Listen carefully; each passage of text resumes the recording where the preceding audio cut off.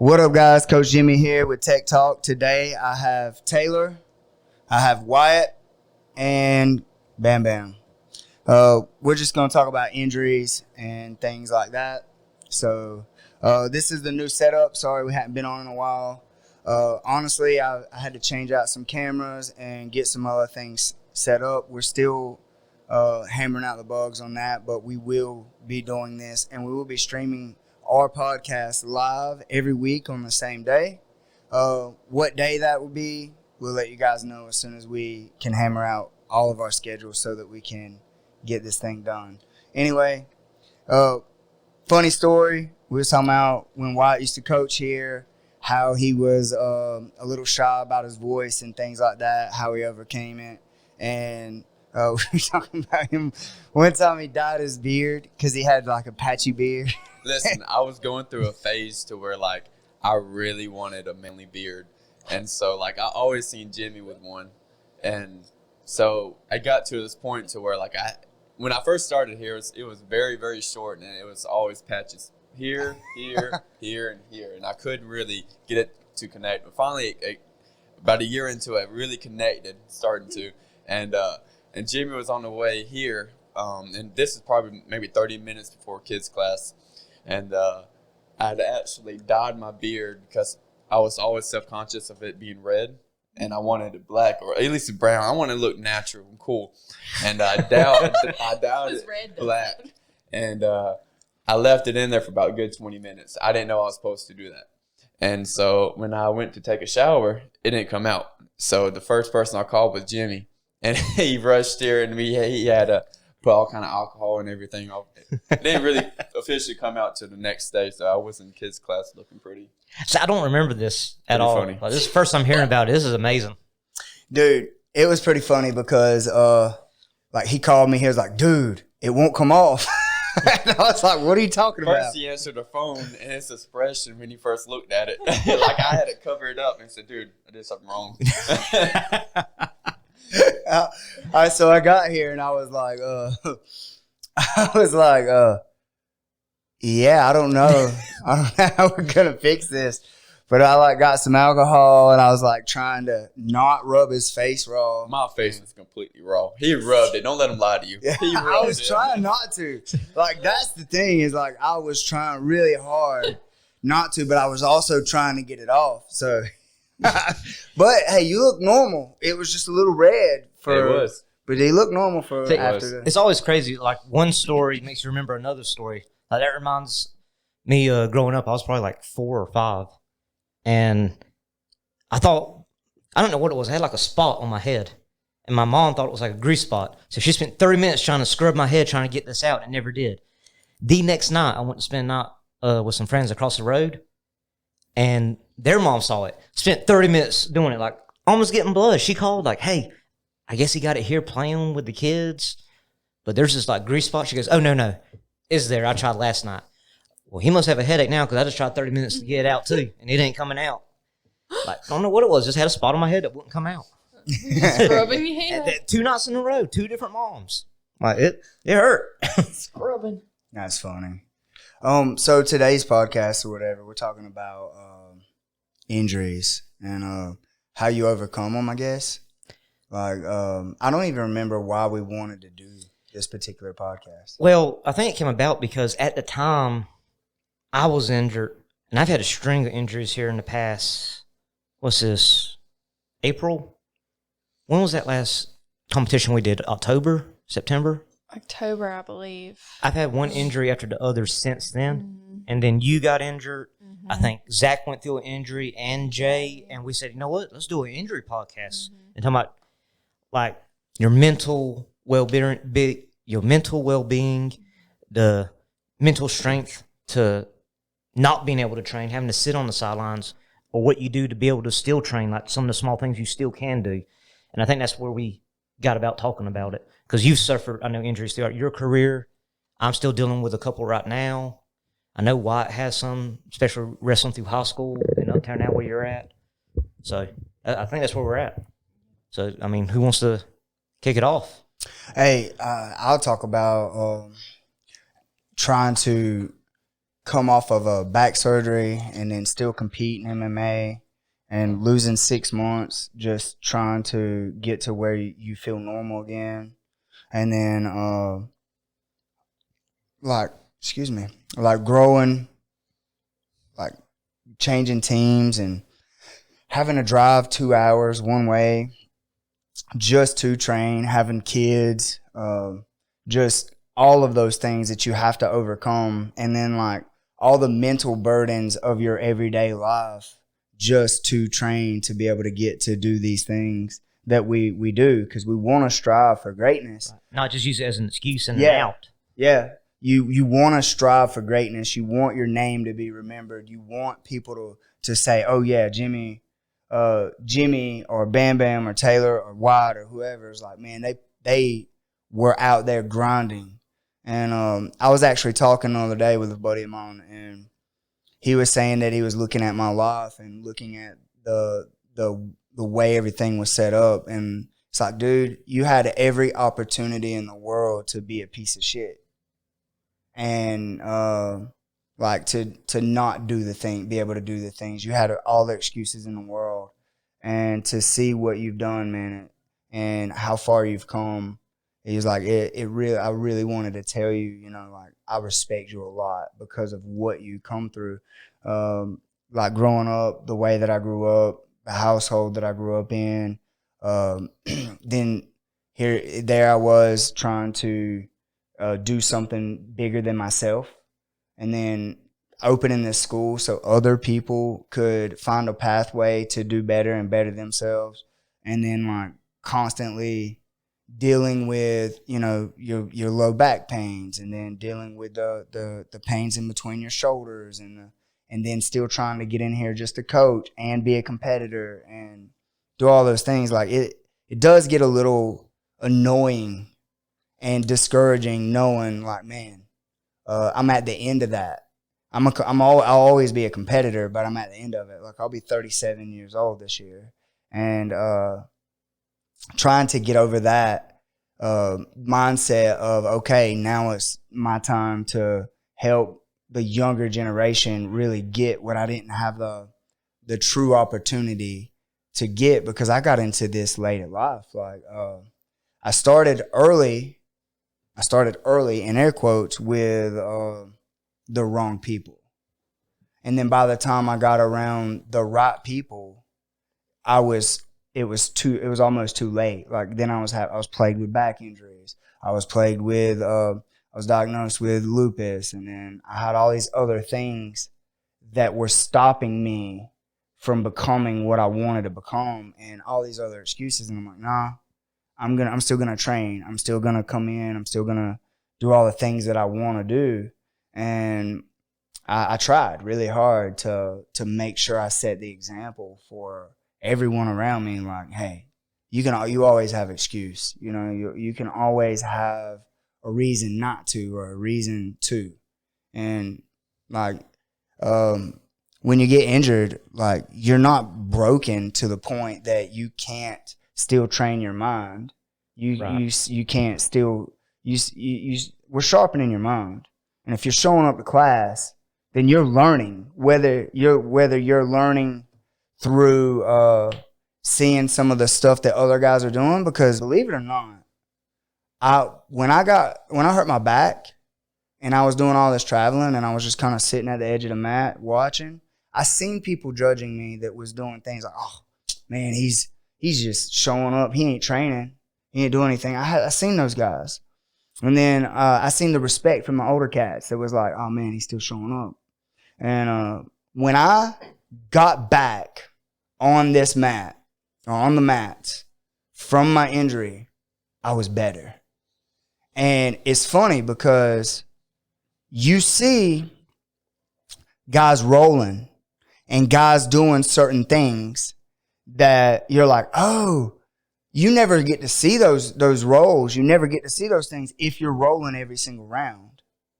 You don't get to see those. And I learned a lot of times like, oh yeah, this guy does this from this position. This guy does this sitting on that wall when I was injured.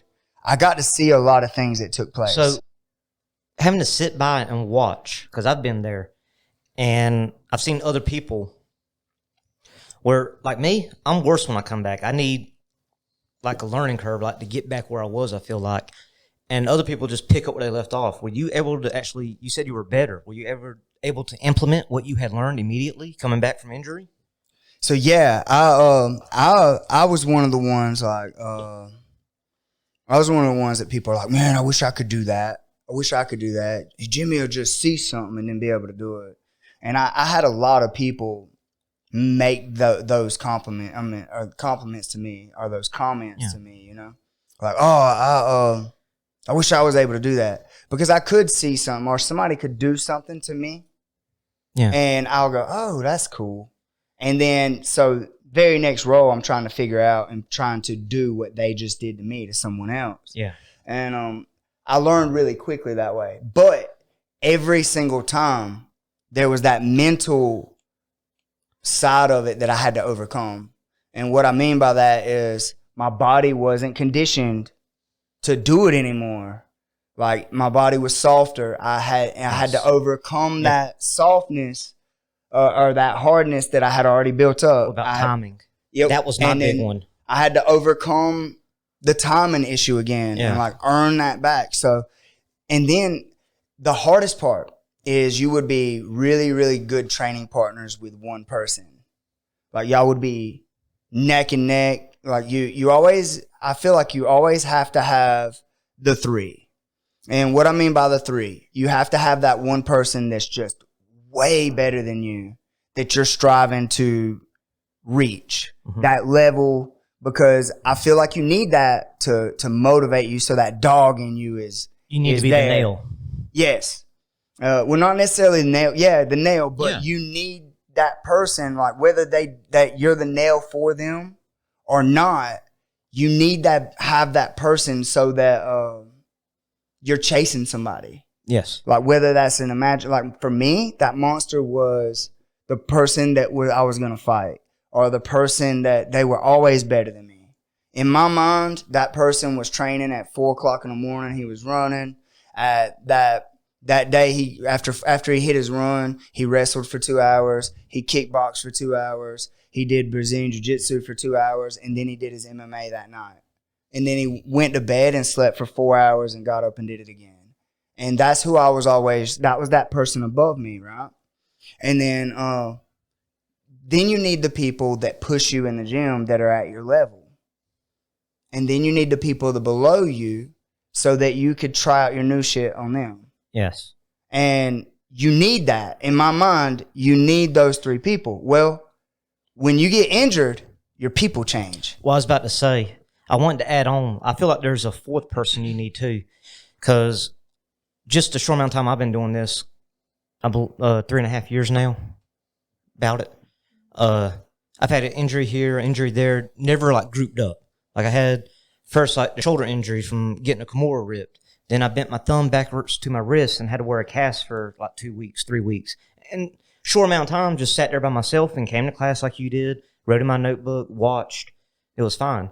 But then this last big competition we did with the adults, I stepped up and did my weight class and won it. But then for my skill level intermediate, I did the open weight. And I was always a step behind and got caught in a calf saucer. And I didn't think nothing about it. But ever since then, like, it was just a nagging injury to where like small tissue damage or so, my knee just bothers me. And then it was one right after the other. So I've been like, for the past 6 months, it was first my knee. Then I fell in a fire pit and got like 2nd-degree burns on my side. Then I tried to body lock on someone that was a little bit broader and didn't get my foot under my knee. 3 pops in my ankle. Now I got like tennis elbow. And it's just one thing after the other. And one thing that helped me get through it, didn't even mention, didn't even go in the woods, but I'm so allergic to poison ivy, the wind blew the pollen, and now I got poison ivy on my arm. So what helped me in these few months was having someone else injured. And we both sat on the sidelines. That was Taylor for me. Like, having that person to sit with me and we talked. Honestly, being injured during that time, some of that was the funnest ever, because we would sit there with like a veggie tray and commentate on the class. Emotional sport clown. Yeah, like it. So even though it sucked not training, And I especially felt a step behind because during this time, you promote me to purple belt.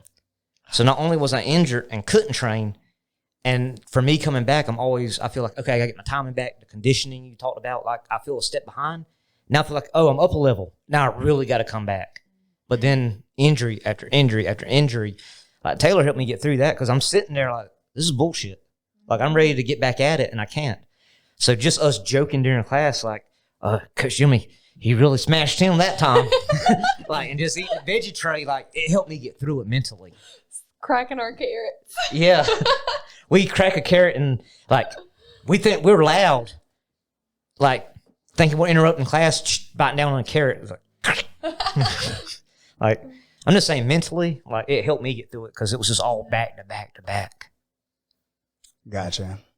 So first of all, Coach Jimmy never smashes anybody. No, that's what I was talking about. Like watching you demonstrate the move.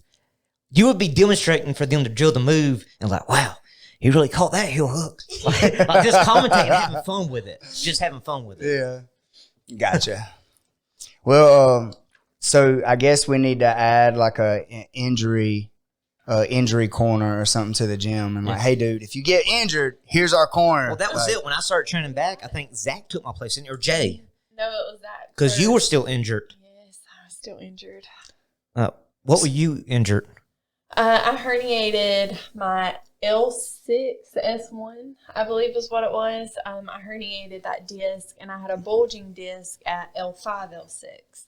And so I was out for, from December through to about the middle of February to almost March. And see, we went through the same thing because you got promoted at the same time I did. Oh, it was terrible. So did you feel a step behind like I was talking about? Mm-hmm. I felt like I was supposed to be a certain person. My grappling was supposed to be a certain way. I was supposed to bring a certain skill to the table, and I still feel that way, especially because our women's team is growing so much. We have,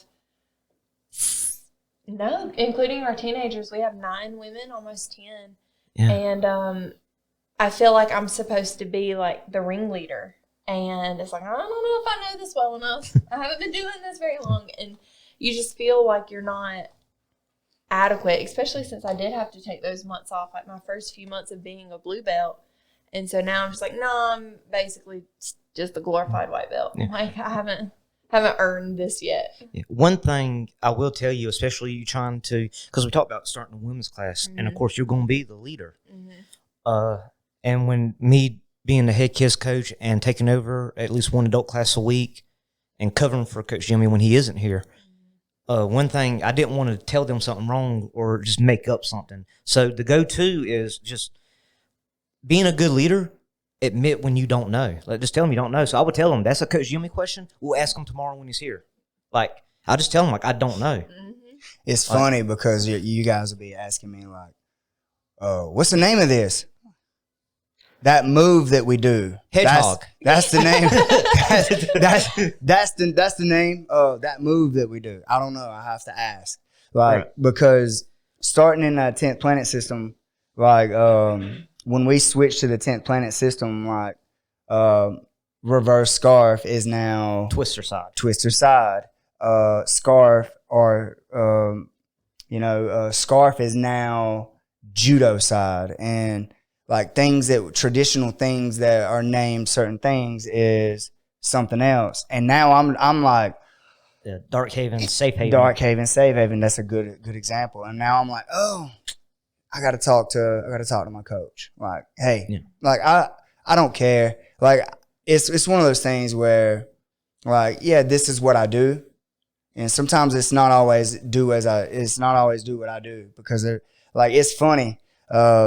At 10th Planet Perry there, they'll be demonstrating a move and coach will go, what do you do? And he's like, I would never do that. He's like, I would never do that, but I see why you do it and I see why it works. And he's like, that's kind of why it works is like, yeah, I get it. And it's funny because I'll make a statement like, yeah, 80% of the time, this is what I do. Mm-hmm. The other 20% of the time, this is what I'll do.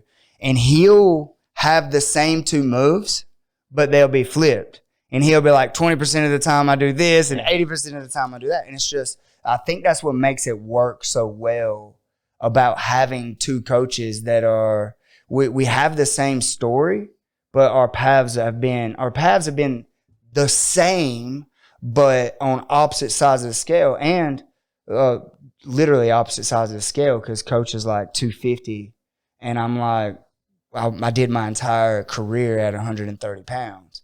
So I'm the biggest I've ever been right now. And I noticed, man, with my size, just 20 pounds has made everything easier. Like, so much easier just gaining 20 pounds. Because now I have the technique that I learned while I was 128 pounds, 130 pounds. And I'm on a 150 pound frame. And that weight, dude, I'm telling you that one, like me from 140, cause I got a 160 for a week there. 1 week I was 160 and I was super stoked. I'm like, yeah, boy, it's growing up, finally getting big. Look at me, mom. But at that weight, just that small jump, I could tell the advantage that it gave me over everybody. And it's very weird because you wouldn't think that small amount of weight would have such a huge difference. Because when you start getting to like heavyweight and things like that, you'll see these heavyweight guys like these 220 guys going against these 260 guys. And I'm like, oh, well, they're giving up that same amount of weight too, but it's not the same. And I realized this. I didn't until I gained this weight that I realized now. Now I realize percentages matter. So how many grown men do we know that could probably grab 130 pounds with one arm and deadlift it or move it? A lot. But how many guys do we know that could grab 250 pounds and deadlift that or move that? There's not very many. So even though they're giving up that much weight, and it's still hard. It's still hard to overcome it. But even though they're giving up that much weight, to put it in perspective, a 130 pound guy rolling with a 215 pound guy, that's athletic, that can move like a 200 pound, like a 170 pound guy or whatever. To put it in perspective, that 220 pound guy would have to be going against a 433 pound guy that can pick up and move as fast as a 220 pound guy.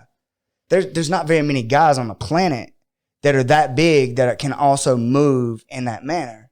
So for a 230 pound guy to find someone that's compared to what it would be like for a 130 pound guy to roll, it's very, very rare that they've ever felt anything like that. Right. And well, you're welcome helping you get there, gain that weight. Oh yeah, dude, thank you. I've been lifting weights with him, and Taylor's been feeding me good. So I've really worked hard and ate a lot to the point that I actually ended up giving myself hiatal. Is that how you say that? Hiatal hernia. I don't know. Yeah, that's why you guys see me going. I'm like cocking my head and swallowing because I have that hiatal or however you say it. I don't know. It's a hernia right here, and I'm having to sleep in compression shirts. And so if they said that my muscles were strong enough to keep it from coming out, but when I relax at night, it pushes through. It's a hernia. In my mind, it jumps. When you talk about your muscles were strong enough, all I thought about was when you were getting checked right here, like your muscles are too strong. You got to tell that story, and then we'll circle back because I kind of cut in on Taylor talking about where she's at, like continue talking about her injury, and then Wyatt's been quiet. We need to let him get in on his injuries, but I want you to tell this story first because that was funny to me. So to put it in perspective, guys, I actually thought I was dying, like hiatal hernia, whatever it's called. That was it right there.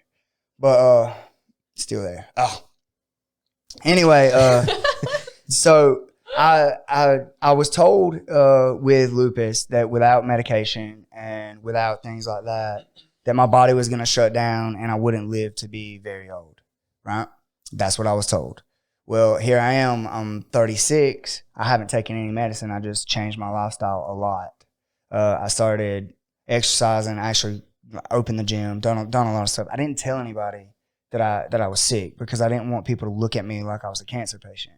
Well, I was training at my coach's, and one of my buddies, Malcolm, was like, he's South African. He's awesome. But he was like, sit down. And I'm like, no, I got to coach class. He's like, sit down. You're really dizzy right now. I was like, yeah, it's been happening really a lot for the last 3 years. Like, I get really dizzy. It's like riding a Gravitron. I'm pretty sure it's vertigo because my sinuses wasn't draining. Like, my sinuses weren't draining. The fluids would build up, rupture my eardrum. So I had chronic sinus infections, chronic eardrum infections, and I just thought it was all because of lupus. Well, he set me down and he took my blood pressure. And my blood pressure was like 270 over 170. And he was like, dude, you're fixing to have an aneurysm or a stroke. Like, you need to go to the emergency room right now. He's like, you need to go. And I was like, no, I get like this all the time. I'm just going to go home and go to sleep. So I went home, I went to sleep. I woke up the next day and my left eye had glazed over. It was like looking through a snow globe. And I couldn't see. So I was like, all right, damn it. I got to go. That's the decision. That's what had to happen for you to say, okay, I got to go. Well, here's the thing. I'm going to be honest with you. I didn't care about dying. Like, I done made that okay. What I didn't want to happen was have an aneurysm or a stroke and have someone taking care of me. Mm-hmm. Like, I didn't want to get to where I couldn't wipe my own ass. Right? And then I was like, oh, I'm not going to die right away. I'm going to have everybody like taking care of me. Be a burden. Yeah, and be a burden.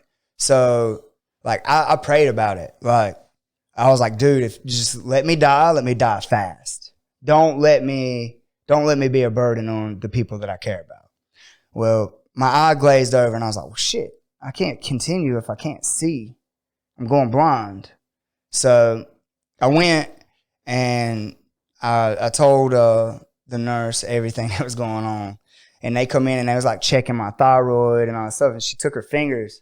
She was like trying to check my thyroid. So we get choked a lot in BJJ. Like and I do this a lot. I let people take my back and I'll go like that. And it flares these out. And it's hard to shut that off then because the muscles are kind of protecting those arteries.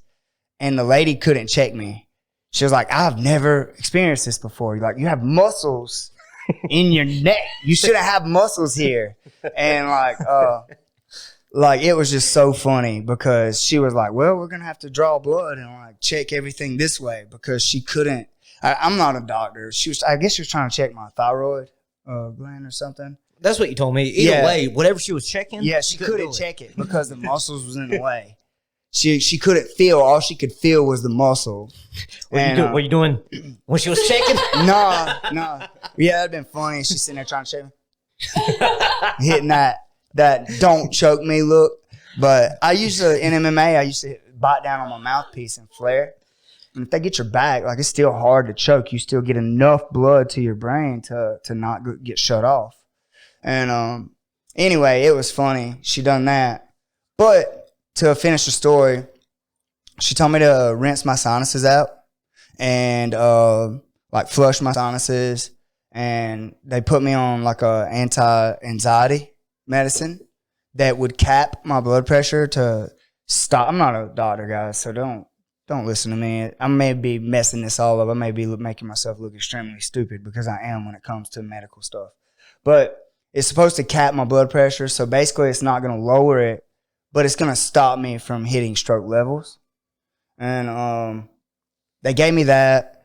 I started using this rinse, and like 4 days, I used it 4 days in a row. The fourth day, I had forgot this spray because I was using spray too for my sinuses. And I looked at Taylor and I was like, hey, run to a convenience store and get me something, man. My sinuses just stopped up and all this pressure behind my eye. Feels like my eyes are about to explode. I was still glazed over, still having the headaches, still dizzy, whatever. I don't even know what she got. But she went to the convenience store and got this bottle. It's not a spray. It's like a squeeze bottle that you just squeeze. And I squeezed it into my right nostril, nostril, my right nostril. I squeezed it into there. And when I squeezed it, it went right into my throat. It was the most disgusting taste on earth. I was like, and I'm about to throw up, right? Well, I was like, screw this. I'm not putting it in the other side. And I was like, man, you need to just suck it up and get it over with. So I did it on the other side. It didn't go anywhere. It just made the pressure more on the back of my eye. And I was like, okay, so if I do this again, maybe it'll come out. So I hit it again and it come out. And it said ding, like a piece of bone that had mummified. It looked like a Smurf come out of my nose. It was blue. It was a piece of bone that had like hardened. Calcified, yes. And that's what I was like. It was like a piece of bone that had calcified inside my sinus cavity. And it come out, it hit the sink, bang. Like it made a noise. And then, this is the most disgusting thing ever, but like just not, it wasn't snot, but it would look like snot, but it was goops and goops of green, like gel. It was nasty. And it just poured out of my face. My ear immediately drained. I've been dealing with this for almost 3.5 years. I fought my very last MMA fight with this feeling, the dizziness, the everything. Like, it was bad. And this stuff just started draining out of my face. And I was like, oh my God, but it was immediately a relief. And then the next day, I could see out of my left eye. I'm still seeing floaters, and it's been like 4 weeks. So I'm still using some type of spray? Yeah. I'm still seeing floaters. I still have a really bad headache.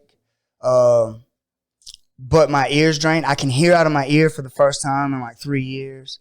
Like I feel stronger.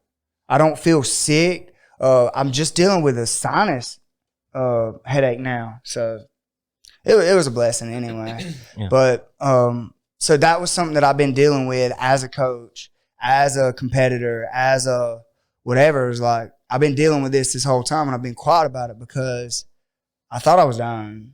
And then I thought it was time when all this stuff happened because it got so bad. I got weak. My joints were hurting, achy. Like, I thought it was time. And I didn't tell anybody. I was just asking my kids, like, hey, come hang out with me. Come see me. Like, because I didn't want to make everybody worry. You know what I'm saying? And obviously, there's nothing you could do about it. So, and I don't want people looking at me like I was some kind of cancer patient or whatever. So I didn't say anything to anybody. I just was like, oh, well, it's time. Let's spend as much time with everybody that I care about as possible. And I started focusing on making sure that those relationships and stuff were good because I wanted them to remember a good whatever. But now, I don't think I'm dying anymore. Like, I feel great. So forget these guys. Yeah, nah. But I'm still carrying those same values. Like, I'm still spending time. It taught me a valuable lesson. And now I'm like, oh, maybe I can compete again. Like, now, maybe I can get rid of this, whatever's causing the headaches and the sinuses, and get healthy and actually try to make a run in jiu-jitsu or something instead of MMA. Maybe. I don't know. But I'm looking forward to see what's to come now. And like, there's a lot of stuff. There's a lot of moving parts, like our online university, the gym, these little comps that we're fixing to do for the gym. There's a lot of stuff coming down the pipeline that I'm excited about. This year's the year, you know? Awesome. So back to Taylor. You were interrupted a little bit. Right. You're giving us a rundown of your injuries, and then talking about you felt there was a certain level you had to live up to being promoted and being the woman here at Tech. Yeah, it was tough, and I remember several times just like crying to Jimmy, and I'm pretty sure I even talked to you about it some, Bam, but it was like, it was discouraging, and I didn't want to come back, to be honest with you, because I felt kind of like a failure. Like, I wasn't going to live up to what I should live up to. And everyone that I was training with, like you were talking about, was getting better and better. And, like, you had gotten hurt the same weekend I did. And so we were both on the sidelines together.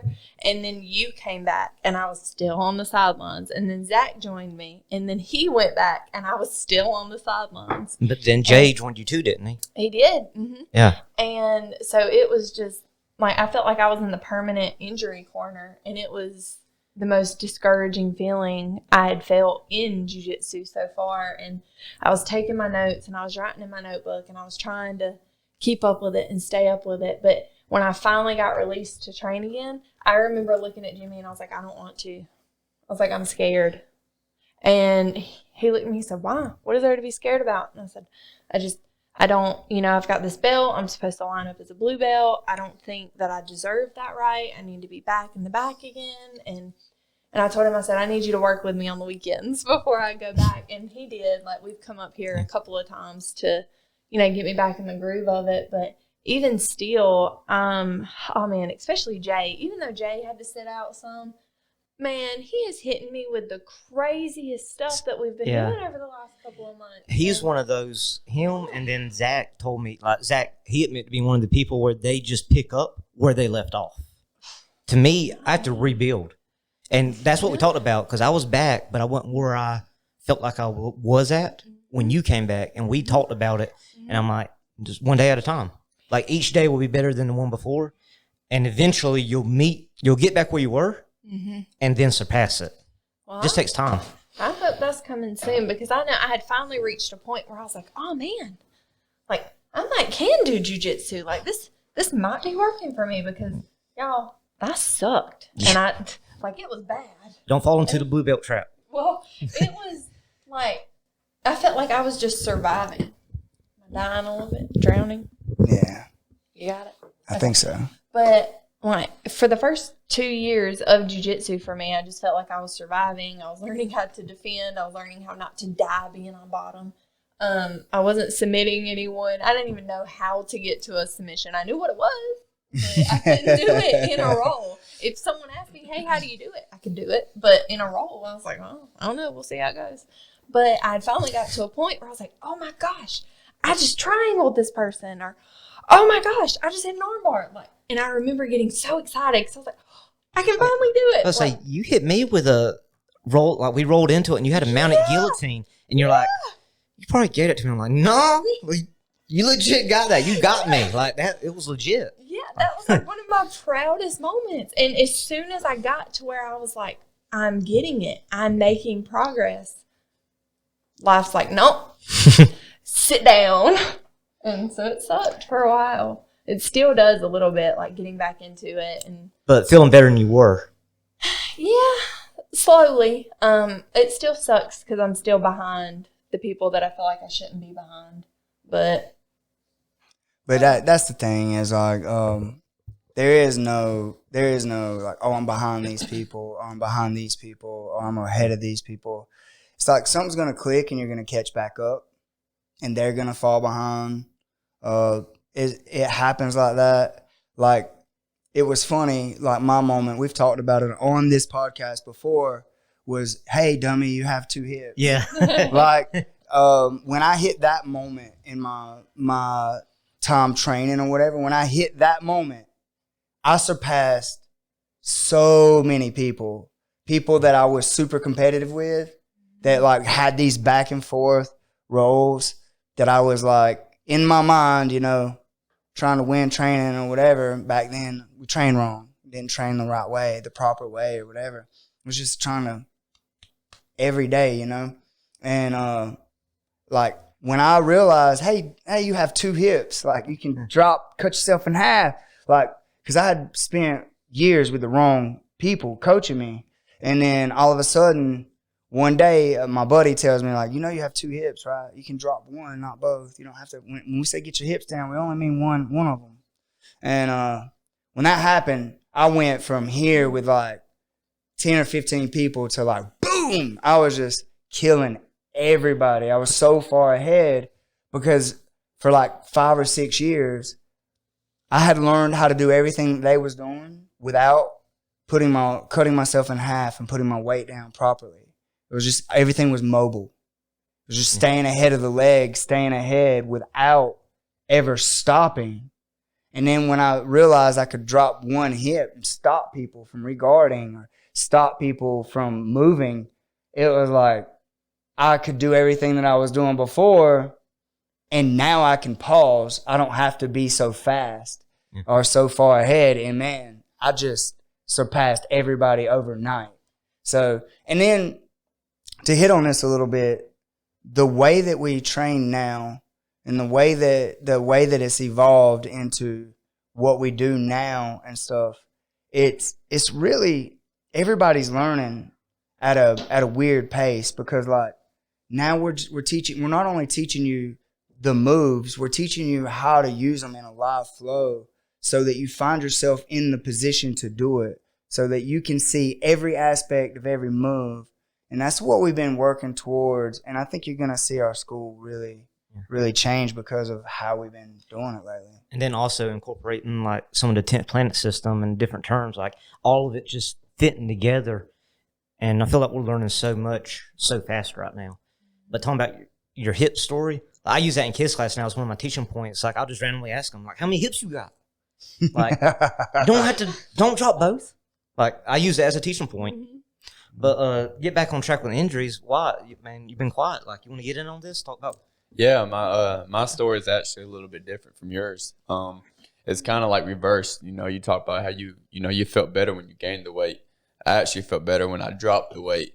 During the whole, when COVID first started, I got to this point to where like I've always wanted to bulk up. I've always, it's always been one of them things, and every man goes through it. You see these guys with big, strong muscles, and you just like, oh, I want to be that. I want to look like that. It's a pride thing, I think, for males. And I'm sure women get it too. Like, oh, I want skinny waist, big butt, and all that kind of stuff. And, well, I hit this phase to where, like, this is post the Douglas gym. And I really wasn't doing anything. So I figured, hey, I'm not doing, BJJ. I'm not doing this and that. Let me bulk up. Let me get into the weight room and let me get to the point to where, like, hey, I want to grow. And I went from 170 pounds all the way to 215. And it was the biggest I've ever been in my life. And it got to the point to where, like, I started from, like, a traditional bodybuilding lift into more powerlifting. I really want to see how strong I get. And I got into this really heavy weight. And one day I was on a squat rack, and I had popped something. And I had dropped the weight, and I couldn't bend down. I couldn't move. I couldn't do anything. And anywhere in the afternoon from 5 to 6, the gym is filled with people.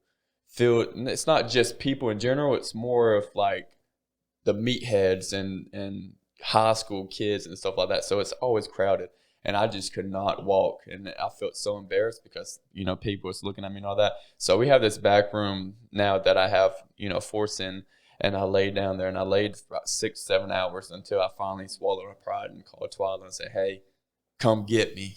And so Brandon was actually there, and Brandon literally parked to the back and carried me out to the door. Well, in my competitive nature, I was like, I'm doing it again. And so I let it heal. And that week, I did not get out of bed not one time. I literally had to use the bottle in bed. I had to crawl to the bathroom, and it took me maybe anywhere, and this is legit, anywhere 3 to 4 hours to take a shower, because I was so prideful for not to let anybody help me. And so I would literally crawl from my bed to the tub and force myself to get out. And it took me anywhere 3 to 4 hours just to crawl to the tub and get back to bed. And so that was my story for a whole week. And when I got healed, but long story short, I popped the 4 discs 3 times in a span of 2 months. And so like I was pretty messed up. And so when I decided to open force and everything, I decided to quit the weights and drop the weight and go back to how it was. And so I started training, and the things that I would used to do, I couldn't do it. Like I didn't feel like I was explosive enough. I didn't feel like I could be that same athlete like I once was. and then I would always battle it, and it led me into depression. I think that's the word I could say, because I would have to get out of bed in the morning, and I would hurt so bad. Or I could be doing the simplest thing, like trying to pick something up, and if I bend the wrong way, it would just pop, and it was the worst thing ever. And I had gotten to this point where it gotten so bad. It was a 2-week period till I felt good, because I had stopped training, and I felt good during this 2-week period. And actually, I came here one day. It was open mat, and me and Dale was rolling. And I get into this, the Kimura lock a lot, especially from bottom half guard, and kind of like that seminar Stephen Aiken did that one day, when you swing your body out and try to go to the back. Pendulum. Yep. Yeah. Well, I was trying to work that on Dale, and he so happened to grab onto his thigh, and I was trying to pop it out, but my back was like more like this instead of being straight. And so when I jerked this arm out, I felt it popped. And I laid down that day for about an hour on the mat. And when I went home, I was like, you know what? I am never competing again in my entire life. Like, I'm done. I'm done rolling live. I'm done. I'm so tired of hurting. Like, I'm never going to compete. I'm never going to put myself in a situation to where it's going to happen again. And that kind of goes back to the adversity stories that y'all was telling me. Everybody sees the back of our shirt says struggle to develop. It's all over social media. It's all over our shirts and everything. And there's stories to that, because I feel like every lesson is taught through adversity. So in your case, you've been through all this adversity of your life, and now you got to the point to where, like, hey, I'm good. Let's see what's next. It's like turning that chapter. And so maybe you was put through all of that now just to build your empire. Now you're able to, even though it took so long. For me, I had to go through all of that to get to the mindset I have now, to where, like, I can be a better human being, because the way I was, like, my mindset, like, especially with competing, I would always say I was going to do something but never follow through, or different things like that. And then when I went through what I went through, and it really opened and it really changed my mindset to say, hey, like, I can do these things. I guess it's more of a belief, because I had to work my butt through that adversity, and I had to work through those injuries, and I really had to start taking proper care of my body. So, like, I always been this athlete, this and that, but I wasn't, and that was major things. I never followed through with the minor details, like, hey, you got to eat clean. Hey, yoga, hey, this, that. You got to do ice bath. I mean, not ice bath, but, Epsom salt baths, applying ice. The simplest things that people take advantage of. Ice baths are good too, though. Yeah, just saying. Yeah. And I never did those type of things. And now that I do it, those things that I have to be disciplined with, it allows me to be disciplined in my other day life. Now that I'm disciplined with those things, which those things are always constant. It's not like you're doing it one time a day and stopping. You're doing it 5, 10, 15 times a day. And it's making you disciplined throughout the entire day, portion of the day, rather than being disciplined in the mornings and then slacking off at night. You have to be disciplined from morning all the way down till you go to sleep. And that's allowing me to be more disciplined, like within my relationship and stuff like that. Now, when she tells me to take out trash, guess what? I take out the trash. I'm not lingering around 2 weeks and letting maggots and stuff like that in trash and stuff like that.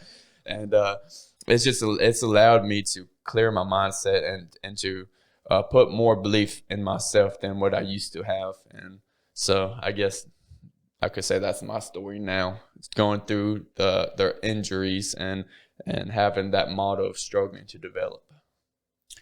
Yeah, it makes a lot of sense, especially about the back injury. Like, my back injury was in 2012, and it took me out for 6 months, which even when I broke my collarbone, when I dislocated my shoulder, like when I broke my hand, when I broke one of my fingers, all of those things, like, I never took a break. Well, that's the thing. You actually helped me out a lot, because even though you have an injury, that doesn't necessarily mean that's a bad thing. So when I came in, I've always stood up. I was never sitting down on my butt, never playing guard. So when I hurt my knee that one time, I was forced to sit down and play guard. I was forced to do different things I'm not usually doing, and it forced me to get good at those things. Well, I told you from day one when you come in, like we started standing, and you did the typical wrestler thing, try to dive in on a single, dive in on a double, and you just got choked a lot. And then I'm like, all right, but keep your head up, make these minor adjustments. You're going to be a force to reckon with. 6 weeks later, I'm like, okay, you're not allowed to stand up anymore. You're not allowed to be on top. If you get to sweep, I want you to roll back to your back, get to sweep again. Yep. I want you to play from your butt. I want you to play from your back. If you can learn to play from your back and get there, no one is going to be able to do a whole lot with you. Yeah. They are going to have to be top level guys, and I knew that. I seen that in you. That kind of reverts me back to this weekend to where, like, and honestly, I never thought I could win, absolute advanced division or even remotely going against a high-ranked guy without wrestling. And so this weekend when I did beat the dude 20-0, I never scored a takedown, never throughout the match. And I never thought in my days that I would ever, that would ever be possible for me. I always thought until, I get to the brown or black belt level that I would have to use a lot of wrestling to rack up a lot of points. But, going back to working with you on Tuesdays and Thursdays and just battling my beliefs saying, hey, I have the ability or whatever, I have the confidence now to say, hey, I'm a grappler, not a wrestler. And so I can use jiu-jitsu to win matches. I don't have to wrestle people. And that was always the thing. I didn't want to be known as a wrestler. I want to be known as a grappler. Heck yeah. And it's pretty cool to watch, period. I've watched you struggle mentally with the confidence and with doing it, with pulling the trigger and doing it, and seeing that and knowing how hard it is to pull that trigger sometimes. Like, it was very hard for me to just do jiu-jitsu matches because, now everybody has this belief in me, hey, you're the owner of a school, you're some competitor, you're this and that, and then trying to go to from MMA to jiu-jitsu, and I've never done jiu-jitsu matches. I'm like, man, well, what are these people going to think? What are they going to say? How are they going to act? And all this stuff. And you struggle with that part of it. And you know yourself better than anybody. And that's what today's podcast, I think, is about, is injury. You went into this weekend up there at the tournament with a hurt shoulder from training where you did a roll. Nobody knew that but me and you. Nobody else knew it. Maybe some guys on your team. But none of those guys knew that they didn't even get the best Wyatt, and you still won. Your shoulder, I'm pretty sure, is dislocated. And I'm pretty sure it's dislocated. I'm not a doctor, but when you go this week, we'll know whether or not your shoulder was dislocated. But I've been around this a long time. I'm pretty sure that you have your shoulder's dislocated. And that goes right back to it. It's it wasn't like I wanted to play jiu-jitsu in this weekend. It was more or less okay, I have to this weekend because one of the things I'm really known for is my outside single. Well, in order to do that, you need every ability inside your shoulder to really swing your arm out and really pull that leg in or whatnot. And so I really couldn't even lift my shoulder over my head the entire day. And much less, I did take medicine, whatever, to help me get through the pain that day or yesterday. And so I knew going into my match, I wouldn't be able to take a shot or I wouldn't be able to go directly for a takedown like I should. And so when he pulled guard, it really forced me to play jiu-jitsu in a way to where I have to battle everything that I'm a kryptonite to. So as a wrestler, reaching your arms out, keeping your head down, things like that people would capitalize on a wrestler. I had to be really disciplined and saying, hey, elbows in, don't extend your arms out, because if I did, my shoulder, it would hurt very, very bad. There was a time and point in the match where you can visually see in the match when we're in neutral that I pulled my arm down because he pulls it, go for an arm drag, and it just felt like fire just went through my entire shoulder and up to my neck. And I knew that I wasn't able to wrestle. And so when I went through the match, the way that it played out, once again, it went back to my belief, hey, I can do it, hey, it's possible for me to grapple with these guys and stuff like that. So that's another thing that he did, though, is you went out there and went to the best. Yeah. You went to the elite of the tournament, and like you've only been in jiu-jitsu for like 3 years. Yeah, it's 3 years. Technically 2.5 because I took that 6-month break when I went to start personal training. Yeah, I was gonna say, like, it goes right along with what you said about forced to play guard, sit guard because injury. Getting these injuries, depending on how you're injured, where you're injured, how bad it is, you're forced to like look at other parts of your game and develop that. You don't have to quit training. You can look at other areas. Like when I hurt my shoulder and like this elbow now, like I can't. I still do the weights because I feel like it helps me, and that's how I got started on my fitness journey. I can't hold the dumbbells like this. I have to hold hammer grip just because holding it wide aggravates my elbow right now. And I know like when Taylor got cleared, she was only like light rolling, light drilling, like easing back in. There's things you can do like stretching and yoga. You got really big in yoga when you were injured that you can still train your mind, train your body. You're just forced to do it a different way. Yeah, I noticed that. I noticed it watching all of you guys trade places in the corner over there, in the injury corner, whatever, that you guys may not realize it, but the motivation that you guys kept, y'all kept the same schedule. Y'all kept y'all kept showing up the same time, same thing. So even though you were sitting on the sidelines, it kept you honest and kept you in the gym.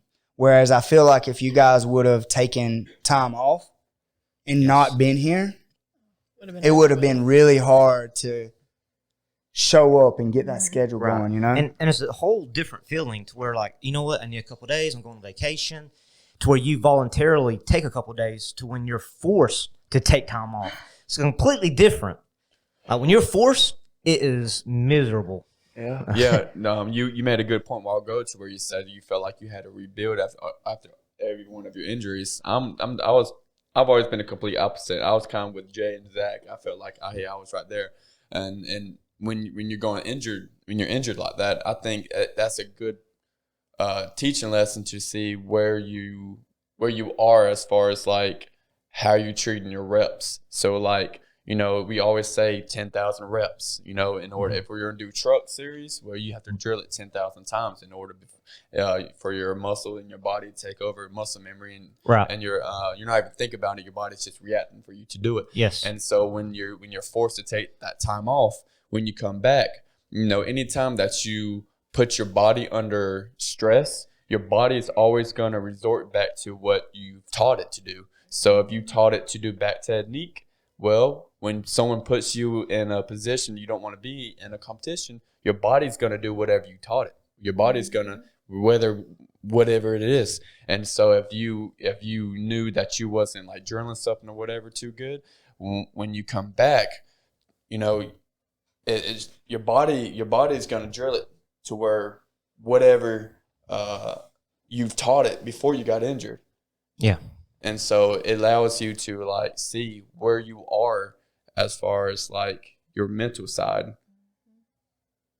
It makes sense. Yeah. It makes a lot of sense. Yeah.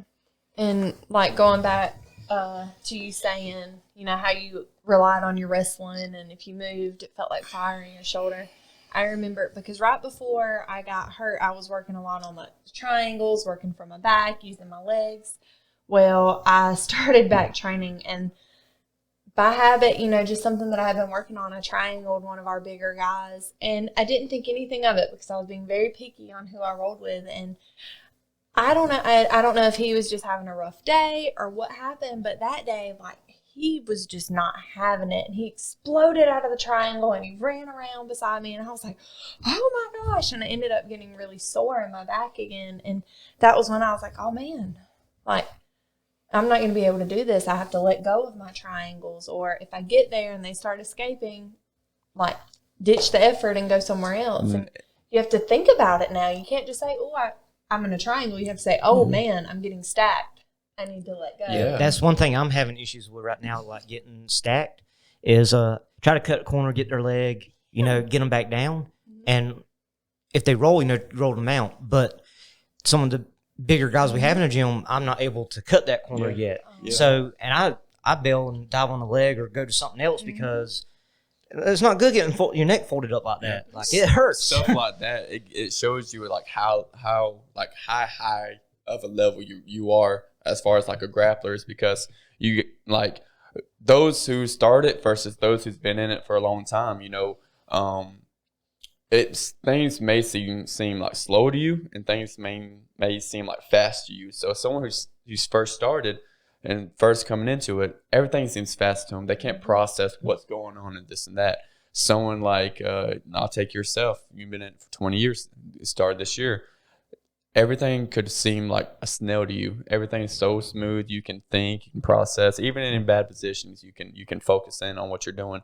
And so, I'm trying to figure out how I can piece this together. It's like, you're playing quarterback in a football field, and they always say you got to see the field slowly. You got to let the play develop and everything. And if it's fast to you, you'll make a mistake. For those who plays it a while, it seems to start getting slow, and your decision making starts getting better.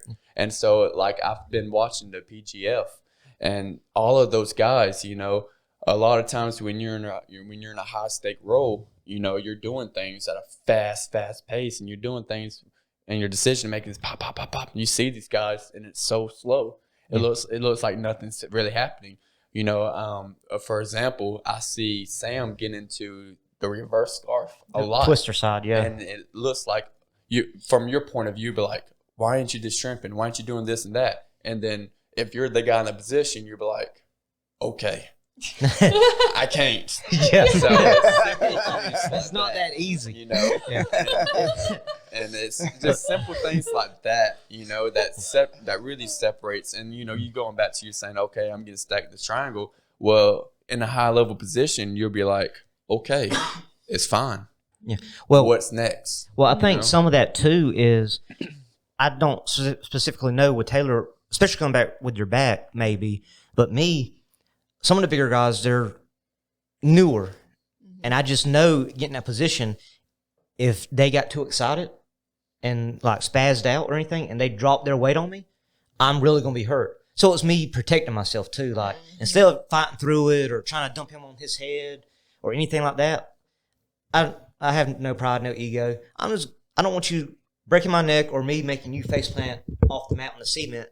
I'll let go. Let's move on to something else. Like I'm not going to fight for this. It's not a competition. We're training. That's probably my downfall as far as like, because as I grew up as a wrestler, so it's that gritty mentality. So when I do have guys like in there that's like that, who's trying to hurt, I'll be like, okay, let's go. Yeah. Well, see, there's a certain time like with a new person. Usually it's me or Coach Jimmy, like to see how they roll and test them out and make sure they're not going to hurt one of our other guys. And we can slow them down. Yeah.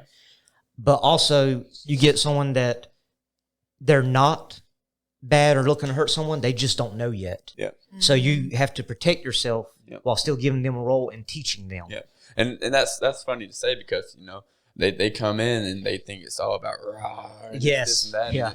And even if you look at BJJ, if you're new, especially if you're a meathead, you're thinking like, though they're using every strength they have and everything and this and that, but you're really not. You know what I'm saying? We always say it's never about strength. And so when you do get those guys, it's hard to teach them and tell them, hey, slow it down, don't use strength, this and that, when that's what they think it is. Mm-hmm. And so how do you teach somebody who's already like 100% thinking about, hey, I'm going to go rip their head off? Like, how do you teach them? How do you give them the belief to say, hey, I can slow it down and not use my strength, all that? Like, I'll say for you, like when you first started, how did your role play as far as like, okay, now I have the sense of belief I can slow things down and not use strength and this and that. How do you transfer from an average human being to a successful BJJ guy? Well, for me, it just took a while because I wanted to win. Well, you did talk about to where like you didn't start with the right crowd, because I know the crowd that you started with. I know some of this. I know how they are now too, and some of them big old guys. And I train with these guys today, and I know how they are. And so, like, what did that play a factor for you as well? I think that it was a double-edged sword for me personally, because I had to go in there with I had to make sure I was safe. Yeah. Like, I had to make sure I was safe because those guys were coming in to win. Yeah. And everybody in MMA and everybody doing BJJ for MMA, there's still a lot of gyms with that mentality. Yeah. Still, you still find them. Yep. And dude, that is not the way. I wish I could go back and tell past me, like, hey, dude, run. Like, as good a shape that I was physically and all, I would have ruled the UFC, no doubt. And I say that very, very humbly, or whatever you want to call it. But if I would have had the right people around me in the right gym with the skills that I brought when I first walked into a gym, I would have ruled the 125-pound division for sure. I feel that way wholeheartedly. But because it played out the way it did, I'm grateful in a way because, I spent 4 years, really 8 years, 2 different gyms, 3 if you count one of them, but mostly 2, where those guys was just in there. The next closest person to my size was 190 pounds, and they were steroided out of their mind in one of my gyms. And those guys were trying to be MMA fighters, and they thought winning training was the way. I can't tell you how many times that I know for a fact I left with a concussion. I can't tell you how many times I had a 200-pound guy slam the shit out of me and land with all of their weight on my back, on my hips, on my legs, on my side, on my ribs, on my neck. Like, can't tell you how many days that I would walk outside, sit in the driver's seat of my truck, and go to sleep for 2 or 3 hours before I drove home. So you had to develop this kind of like the way you think now, as far as yeah. So it wasn't like taught to you; you had to develop yourself. Yeah, like, and that's what I'm saying is like, I had to learn how to get up without someone properly teaching me how to get up. I didn't have anybody telling me what a shrimp was. I had been training for almost 8 years before I went into a school that was legit enough to teach me how to shrimp. Like, because there was nowhere to train around here. Like, literally, it was 8 years of training before I knew what a shrimp was. I just knew that this was the movement that I was making to get up. Like, I was using hips and relying on, wiggling my way into certain places and getting my knees in. And then when I started coaching, like years later, I had already been with some legit schools and things like that. I realized that all the stuff that I learned before, when I learned the proper way, the small movements, and learned what they were called, it was really, really easy to make that transition. But it was really, really hard to unlearn some of the habits that I created that weren't right to get up. And that's why I was making that joke earlier. It was like, one of my coaches was like, why are you doing that? And I'm like, oh, well, that works for you. So I'm not going to tell you it's wrong, but most people never go that way. Most people never do that. But you figured out a way to make that shit work. Yeah. So it works. And, like, hey, that's cool, but that's not the right way. But it's not wrong, but it's not right, Is this something you taught us? Yeah, I've taught you guys some of the escapes and stuff that I do. I teach you guys a lot of the stuff that I do, and then I give you like, hey, this is what we do, and this is what I do, but you got to watch out for this, or you got to watch out for that, because now I know a lot of it, Well, let me ask you this, and this is a personal question, especially between you and I, that I've always wanted to ask you. You got this system in place as far as the way you coach, the way you do things, and this and that. I know that you kind of passed it all down to me as far as like when I was your coach and you was helping me become a coach and this and that. How do you feel like the way I want to say was 2008 that you started here in Eastman. No, not 2008, 2012 that you started in here. You know, the way the BJJ scene was, the MMA scene, and that, you know, it's all grindy, this and that, and it wasn't growing because nobody would want to be a part of that. Like if you took Bam Bam back in 2010, the way MMA and everything was, you probably wouldn't have joined it because you would. He told me some of the stories. Yeah, you wouldn't want to die. I definitely wouldn't. And so, like, when you coming along and then you changing some of that, you know, it's like it's okay to be a good, half decent human being, and being into mixed martial arts and stuff like that, and just, you know, the environment, and everything, the culture that's being built, right? So when you pass it down to me, you know. Now you're taking it to 10th Planet Perry, and now they're getting that culture. Eastman's getting that culture, or has that culture. Now Douglas is getting that culture and having that culture. Now I'm taking it to Sean's gym. Now we're building that culture there. And so it's spreading. So have you thought of that? Like, have you thought about, like, hey, this is spreading. Like, I'm doing, like, you know, because I keep looking over there on your board. You know, you have a list. For those who can't see it, you know, it's 1 through 10 of Jimmy's goals, and number 10 it says build an empire. Well, you're building it, but maybe you're not seeing it, and it don't necessarily have to be on your team. You know what I'm saying? Yeah, I never thought about it like that. I just know that the way that I come up was real gritty and grindy, and a lot of people got run off and got turned off by jiu-jitsu and turned off by even MMA. Because it's just this hard-nosed and whatever. I wish that I knew what I knew now right when I even opened my school. I actually opened this school here in 2015. That's when this school opened, was 2015. I had it in 2014. I didn't open it to the public until 2015. But we had other things going on around here and stuff, but never official school until 2015. But the grind and the grittiness, I know even when I opened my school in 2015, I was still grindy.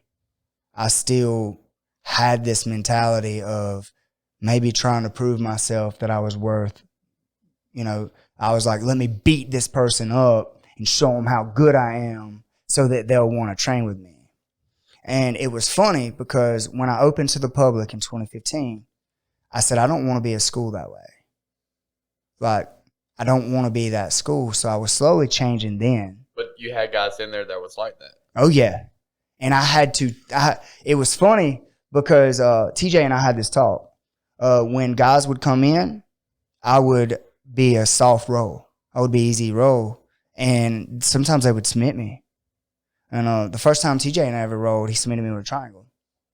And he said, you know, he had this idea like, oh, I submitted Jimmy. Very first time we ever rolled. And this is like 2010, maybe? 2011, maybe? I'm not sure. Maybe. Anyway, the first time we rolled, he got to the position, he triangled me. I allowed it to happen. You know what I'm saying? And we rolled again, same thing, triangle me. And a few weeks went by, and then we had some other guys in there that were being mean. They didn't have a good attitude like TJ. And they were being mean. This was before I opened my school. And I smashed them. Like, I just put the hammer down, whatever you want to call it, and I smashed them. And TJ looked at me and he was like, okay, you know, like, oh, I get it. You know what I mean? Well, fast forward a couple of years later, I'm opening my schools and I'm rolling soft with guys that have good attitudes and they're catching me and stuff. And TJ tells me, he's like, dude, don't let people submit you. And I said, why? It doesn't matter. It's just a tap. Like, who cares? He's like, people are going around and they're saying like, oh, well, you suck. I submitted the head coach there. And like, that's the reputation that you're building in this small town is, oh, he's easy to submit. Why do I want to learn from him? Because I can tap him out. And for about a year there, that wound me back from what I was trying to do, because I was like, no, these niggas ain't gonna walk around and say that they can beat me. So I went back when people would come through the door, I would smash the shit out of them and then be like, you want to learn this? You want to learn how to do that? And I wish that I could go back in time 10 years ago and teach people, and like, there's another way. You don't have to destroy everybody. You don't have to let people submit you either. But there's a way to do it, and I think that we're doing it. I know that the cultures and the way that we're building things. I know for a fact I've never been a part of another school that trains the way that we train, or that cares about the way that we do, or looks at it the way we do. And now I'm seeing that culture at Stevens, and I'm seeing it at yours too. Like, and it's funny because like other people gym, when they come to us, they're like, oh wow, like this is different, and you guys are doing something different. Yeah, without that, a lot of my guys was actually bragging on this weekend because my guys have the best of both worlds from Tech Center and from Sean's gym, and so like it felt like to them, and they even came to me and tell me that they felt like they had 3 coaches there, Jimmy, me, and you, and Sean. And so, and there was a point in time to where all 3 of us was right there and actually coaching one of my blue belts, Seth. And he said that was a very cool experience for him because that you have 3 different guys who's technically almost in 3 different generations, whatever, building the same culture. They're coaching him and teaching him and stuff like that. So I thought about that this morning. I thought that was really, really cool. And he told me that. Yeah, that's really cool, dude. And it's really cool that through what we're doing and what we're building, like it's really cool to see jiu-jitsu making this change to where, like, yeah, it is hard, but at the same time, when I was coming in, you just had to be tough or you wasn't gonna make it. Yeah. You just had to be mentally tough or you're just gonna get just destroyed. And I wanted to do something different to bring Bam Bam into this, and I'm not trying to put his personal business out there or whatever, but I know for a fact that if we would have been the way that we were before, Bam Bam would have come in and he would have left. Like, he would not have turned into the monster that he is now. I agree. And yeah, I think this culture that you develop, you've done it through trial and error the hard way, just like you did through jiu-jitsu, where you find the moves that work, that are legitimate, and you teach us those moves. So the same thing with the culture and running your school. Like, there was a learning curve when you first opened it, and you've narrowed it down now, and you have this core group of guys that you pass it on to. Well, not only that, but I think especially like for some average person or someone yourself, I think most guys, back in the past, to start BJJ or MMA, you're anywhere around 22 and up, and you have to be very gritty and very mean to stay with it. And now, like the culture that we're building, it's more tent of like a family environment to where like you can, instead of like beating up each other every day and going home and some people drinking and you're not even talking to each other. You just waiting to kick their ass the next day. Now we're going eating, we're getting to know each other's family, like. Oh yeah, it's a legitimate family. And so people, it's like addiction. People want that because not everybody has that family. Not everybody has that happiness in their life. And for legit, like I know a lot of people, especially at my gym, especially the kids, like they wake up in the morning ready to see Coach Wyatt. Like they wake up in the morning ready to see their friend at the gym. Like I have it to the point to where like I have multiple kids who's always spend the night with each other and this and that. So not necessarily are they coming for BJJ, but they're coming for that. And so the more they enjoy that, the more they're wanting to enjoy BJJ and learn, rather than having their ass kicked and come home and they don't want to learn. They want to go home and soak in a hot bath or something like that. They want to come and be with their friends and show them how good they got out of triangle. Yeah. You know what I'm saying? And I think that's the exact, like, you're building a culture, and BJJ is a side effect of it, or an afterthought. It's like you built a huge culture and they get to do BJJ, which is what I've been preaching for the last 4 years. Like for the last 4 years, I'm like, no. We don't have to beat each other up. We don't have to hurt each other. Like we can have we can play the game And that's what Steven calls it, playing the game. Yeah. We can play the game and flow and like play and just roll and do whatever. And hey, if I get caught on something, I can tap or whatever. I don't have to hammer them down and beat them to a pulp and show them what I'm capable of. So that tap isn't like, oh, now I have to beat your ass. That tap could be like, hey, dang, you got me. Let's do it again. Yeah. You know? I do that with Jay all the time. I'll catch him in something, and I know, I got this. Because he's very hard to submit. Oh, I got you now. And- I got you now. Yeah. You know? And then he does something like, I'll call like in the middle of the roll, he's flipping it on me. I'm like, this is bullshit. What the fuck was that? Like, what was that, Jay? And I tap like, all right, let's do this again. And the reason you were looking at me when you were telling about the game, like I was laughing, it's because we get these sayings in the gym. Like me and Taylor had this saying, like we'll try on something that we learned. And they're like, he's not playing the game right. Because they didn't move the way you want them to move. For you to try something, you know? Like if he moves this way, I'm going to try this. But he don't move that way. So I'm like, he ain't playing the game.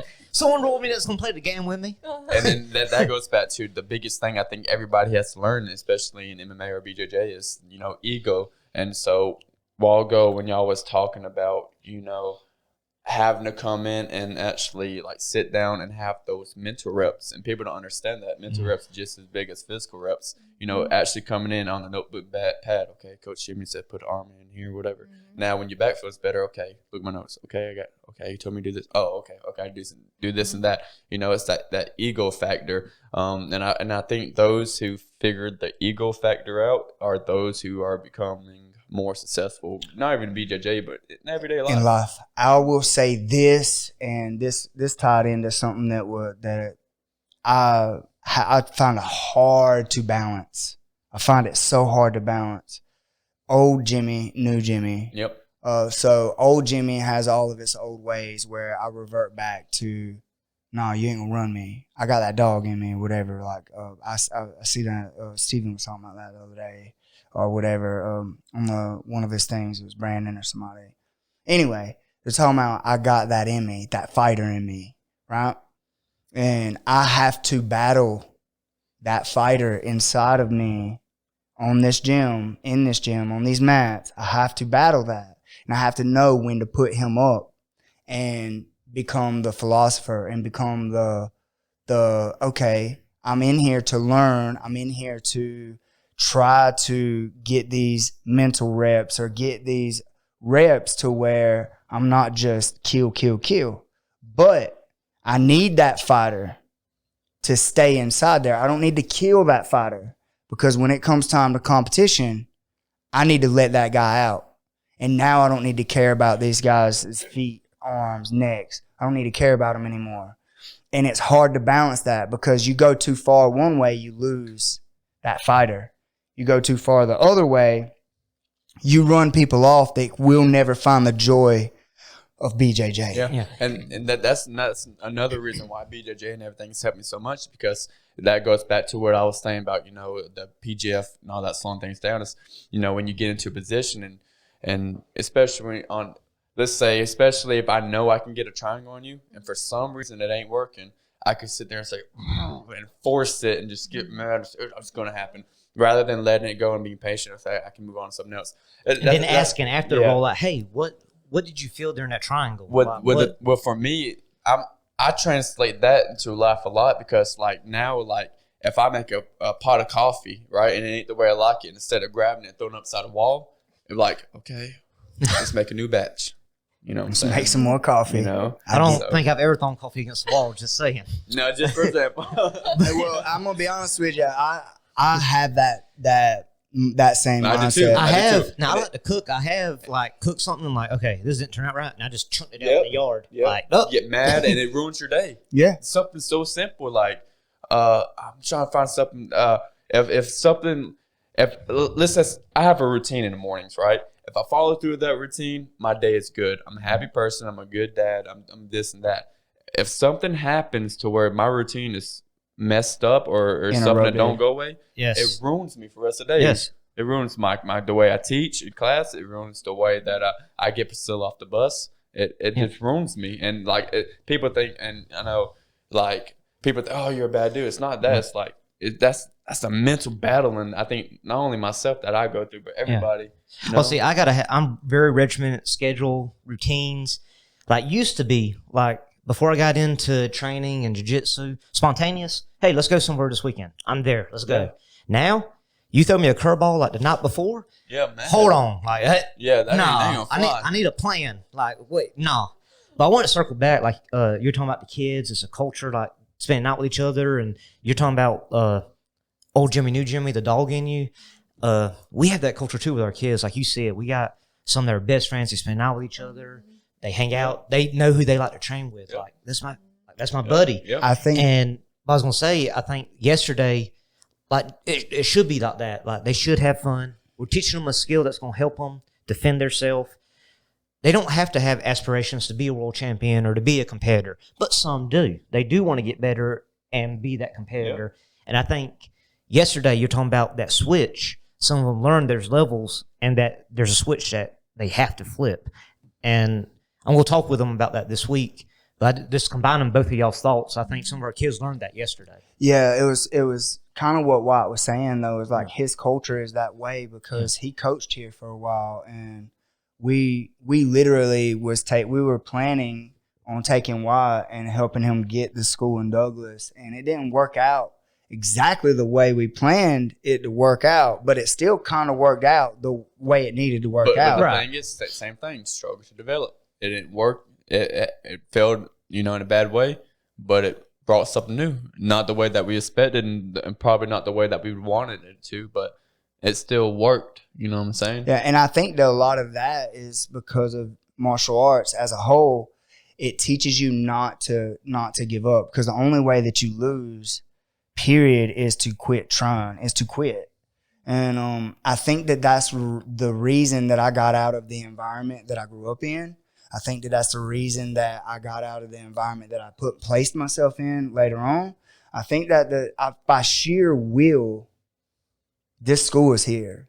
But now it's turned into something else that I never expected, and it's influencing the middle Georgia, South Georgia scene. And I cannot wait to see 5 years from now, like how this is. There's some killers in middle Georgia. There is some people, and we're influencing the culture and how people train and how they change as a whole.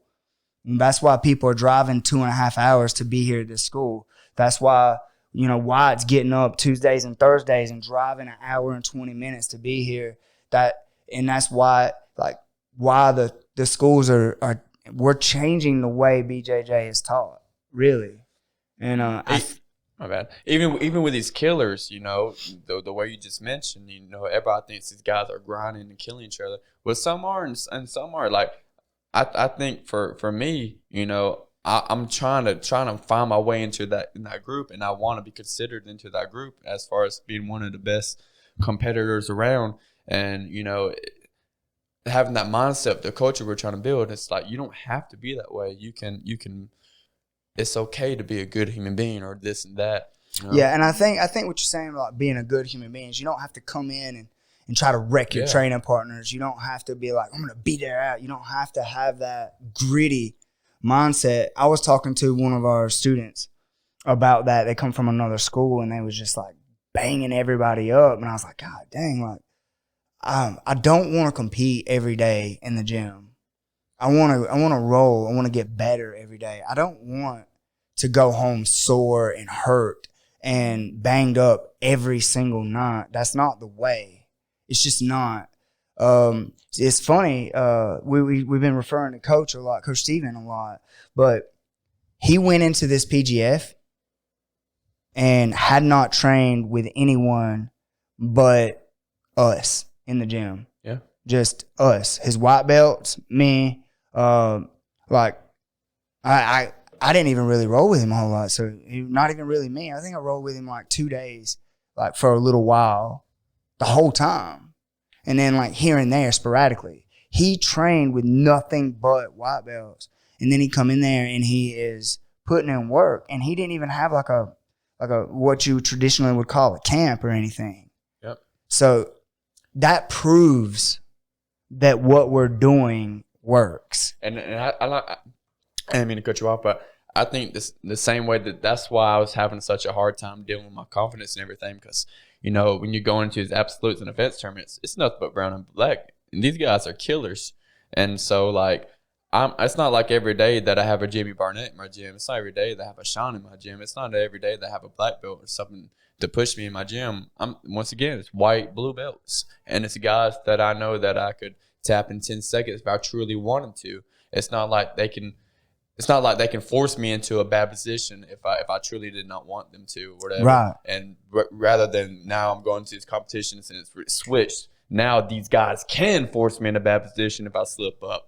And so, like, the culture, you know, it beats that. It's starting to beat that because, like, now that you can take someone who's not even on your level and do things with them to force your own stuff better. Like, you can give them your back and do certain things and this and that. You don't have to just, you know, train yourself to be a killer. In order to go and be a killer, you can let your guys be killers while you be the nail and force yourself to even, like, prepare yourself for those killers in a weird way. I would say, Taylor vouched for that. I was literally talking about, like, the EBI rules and stuff about, like, if you're the best one in the gym, no one's taking your back if you don't want them to. And if we go to EBI rules and no one is taking my back because I come in the gym every day trying to destroy everybody, and there's maybe one or two people that are good enough to maybe take my back, but I don't let them. How many times did I practice getting that person or someone off my back? Yeah. But if I come in there and there's 10 people on the mat, 30 people on the mat, like, and I let every one of them take my back 3 or 4 times in a row, how many times did I practice getting someone off my back? Yeah. And that's what makes our culture so awesome. It's like people know what's up. They know that we're just training. We're training partners. What did you say? Well, to tie that in with, like, injuries and everything, I've been doing a lot of training with other women from other gyms. And recently I have become super thankful for our gym and for our culture because this is where I started. This is what I know. And these women are just like, oh, my gosh, this 180-pound man just ripped my shoulder out of its socket. Like, I can't put myself in a bad situation with so-and-so. And, like, they have a really tough time with the men in their gym because they're just rough and they're strong and they're heavy and they're hurting them. And I went to an open mat last weekend and some of the ladies were talking about it there. And I was like, well, guys, I'm sorry. Like, I can't add to this conversation because everyone that I train with here, like, they let me work on something different. Like, Bam Bam, I've been working, like, legs and trying to do leg lock entries. And I was trying so hard the other day to get a friggin' 411 entry. And I was trying. And Jimmy was like, all right, change partners. And he's like, no, she's almost got it. Like, he lets me work things. And Jay and I, we just go back and forth. And, like, we have a culture where I can roll with the big people. I can train with the big people and not have to worry about getting hurt. And I kind of feel a little spoiled in that aspect. I love that. And that's why I always recommend, especially someone new who's looking to get into my program, stuff like that. It's like, BJJ. You know, I actually kind of slack off on other programs that I offer just to get people into BJJ.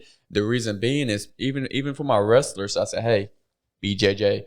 The reason being is because you take these other martial arts and everything, and I'll say wrestling because that's what I'm most experienced at. I'm not really too experienced in boxing and all that kind of stuff. I mean, I've trained it, but I'm not like what I am in grappling. But, you know, in wrestling, you're protected by this rule set to where you can't give yourself up in a bad position because that's the match. Like, you get your shoulders on the mat, you're done for, you're pinned. You know what I'm saying? And the way that even back when it first started, the culture of wrestling has always been the same. You're either going to kill me or I'm going to kill you. It wasn't nothing to where, like, okay, it's slow pace and it's like a chess match. Wrestling, it's never been a slow paced thing. And so that's why I always recommend BJJ is because in BJJ, you know, I get you in a rear naked choke. You have 2 choices. You can find a way out, right? Or you can find an easy way out and just quit. You know, so it's teaching those adversity things rather than what wrestling isn't or other martial arts isn't. It puts you, it can, if done right, and Texan has done right, it can put you in a controlled environment to force you to struggle to develop. Controlled chaos. Control chaos. I was gonna say, how long has this podcast been running? I don't even know. This particular one has been running for about an hour and 25 minutes, but so maybe an hour and 15 because of the train or something. I was just checking. But we can just talking jiu-jitsu broad terms. Like we could talk about this all night. Yeah. I'll be honest with you, dude. How much has BJJ changed the way that you wrestle, though? Oh, it was everything for me, man. I mean, I started wrestling, even in high school. I was never the most technical, whatever. I was bigger than everybody. Well, not even bigger. I was just more explosive, and I had a super good little single that nobody could stop. And, my mindset, the way it was and everything. Now, when I came into Tech Center, it was everything for me. That's actually when I went D1 is when I started here. That night, that mean you road that accidentally kneed you in the head the first time ever. And from the Syracuse, something that you have never saw. So that was pretty cool for me to teach you that. And, man, it was everything, because you have this mindset as a wrestler, and you still get it now. I mean, when a wrestler comes in the room, first time ever, you know what to expect. If a wrestler came in and Bam Bam knows he has to roll with him, he knows what to expect because everybody knows the culture wrestling has. It's not like a wrestler's coming in and he's doing this and that. That wrestler's coming here to kill you, and you have to teach him, hey, no. That's you know what I'm saying? And so, even so weirdly, I mean, if a wrestler comes in, you're like, you already know what's about to happen. You know it. Triangles and guillotines. Well, not even that. You know what their intentions are. Yes. You know what to expect. You know how to prepare yourself. You know it's about to be a tough-ass roll.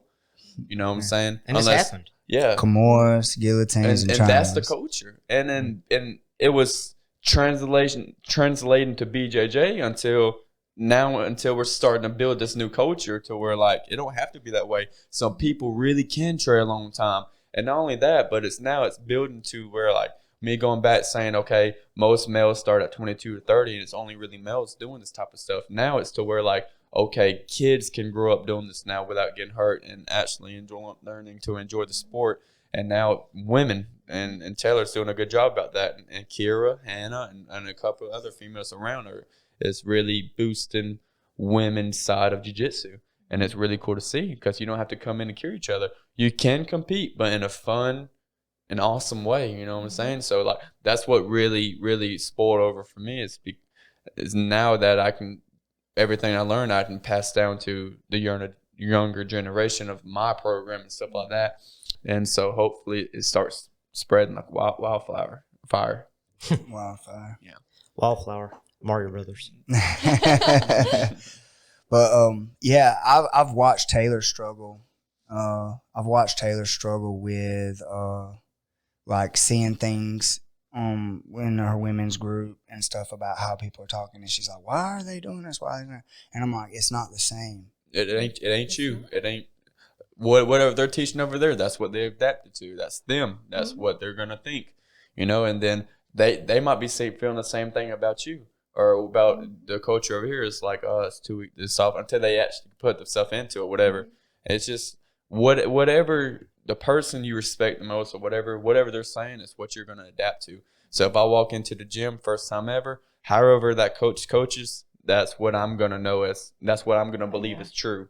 And it's crazy though because they're always talking about being hurt and being injured and I'm the smallest person so I get thrown around all day. And it's like, what?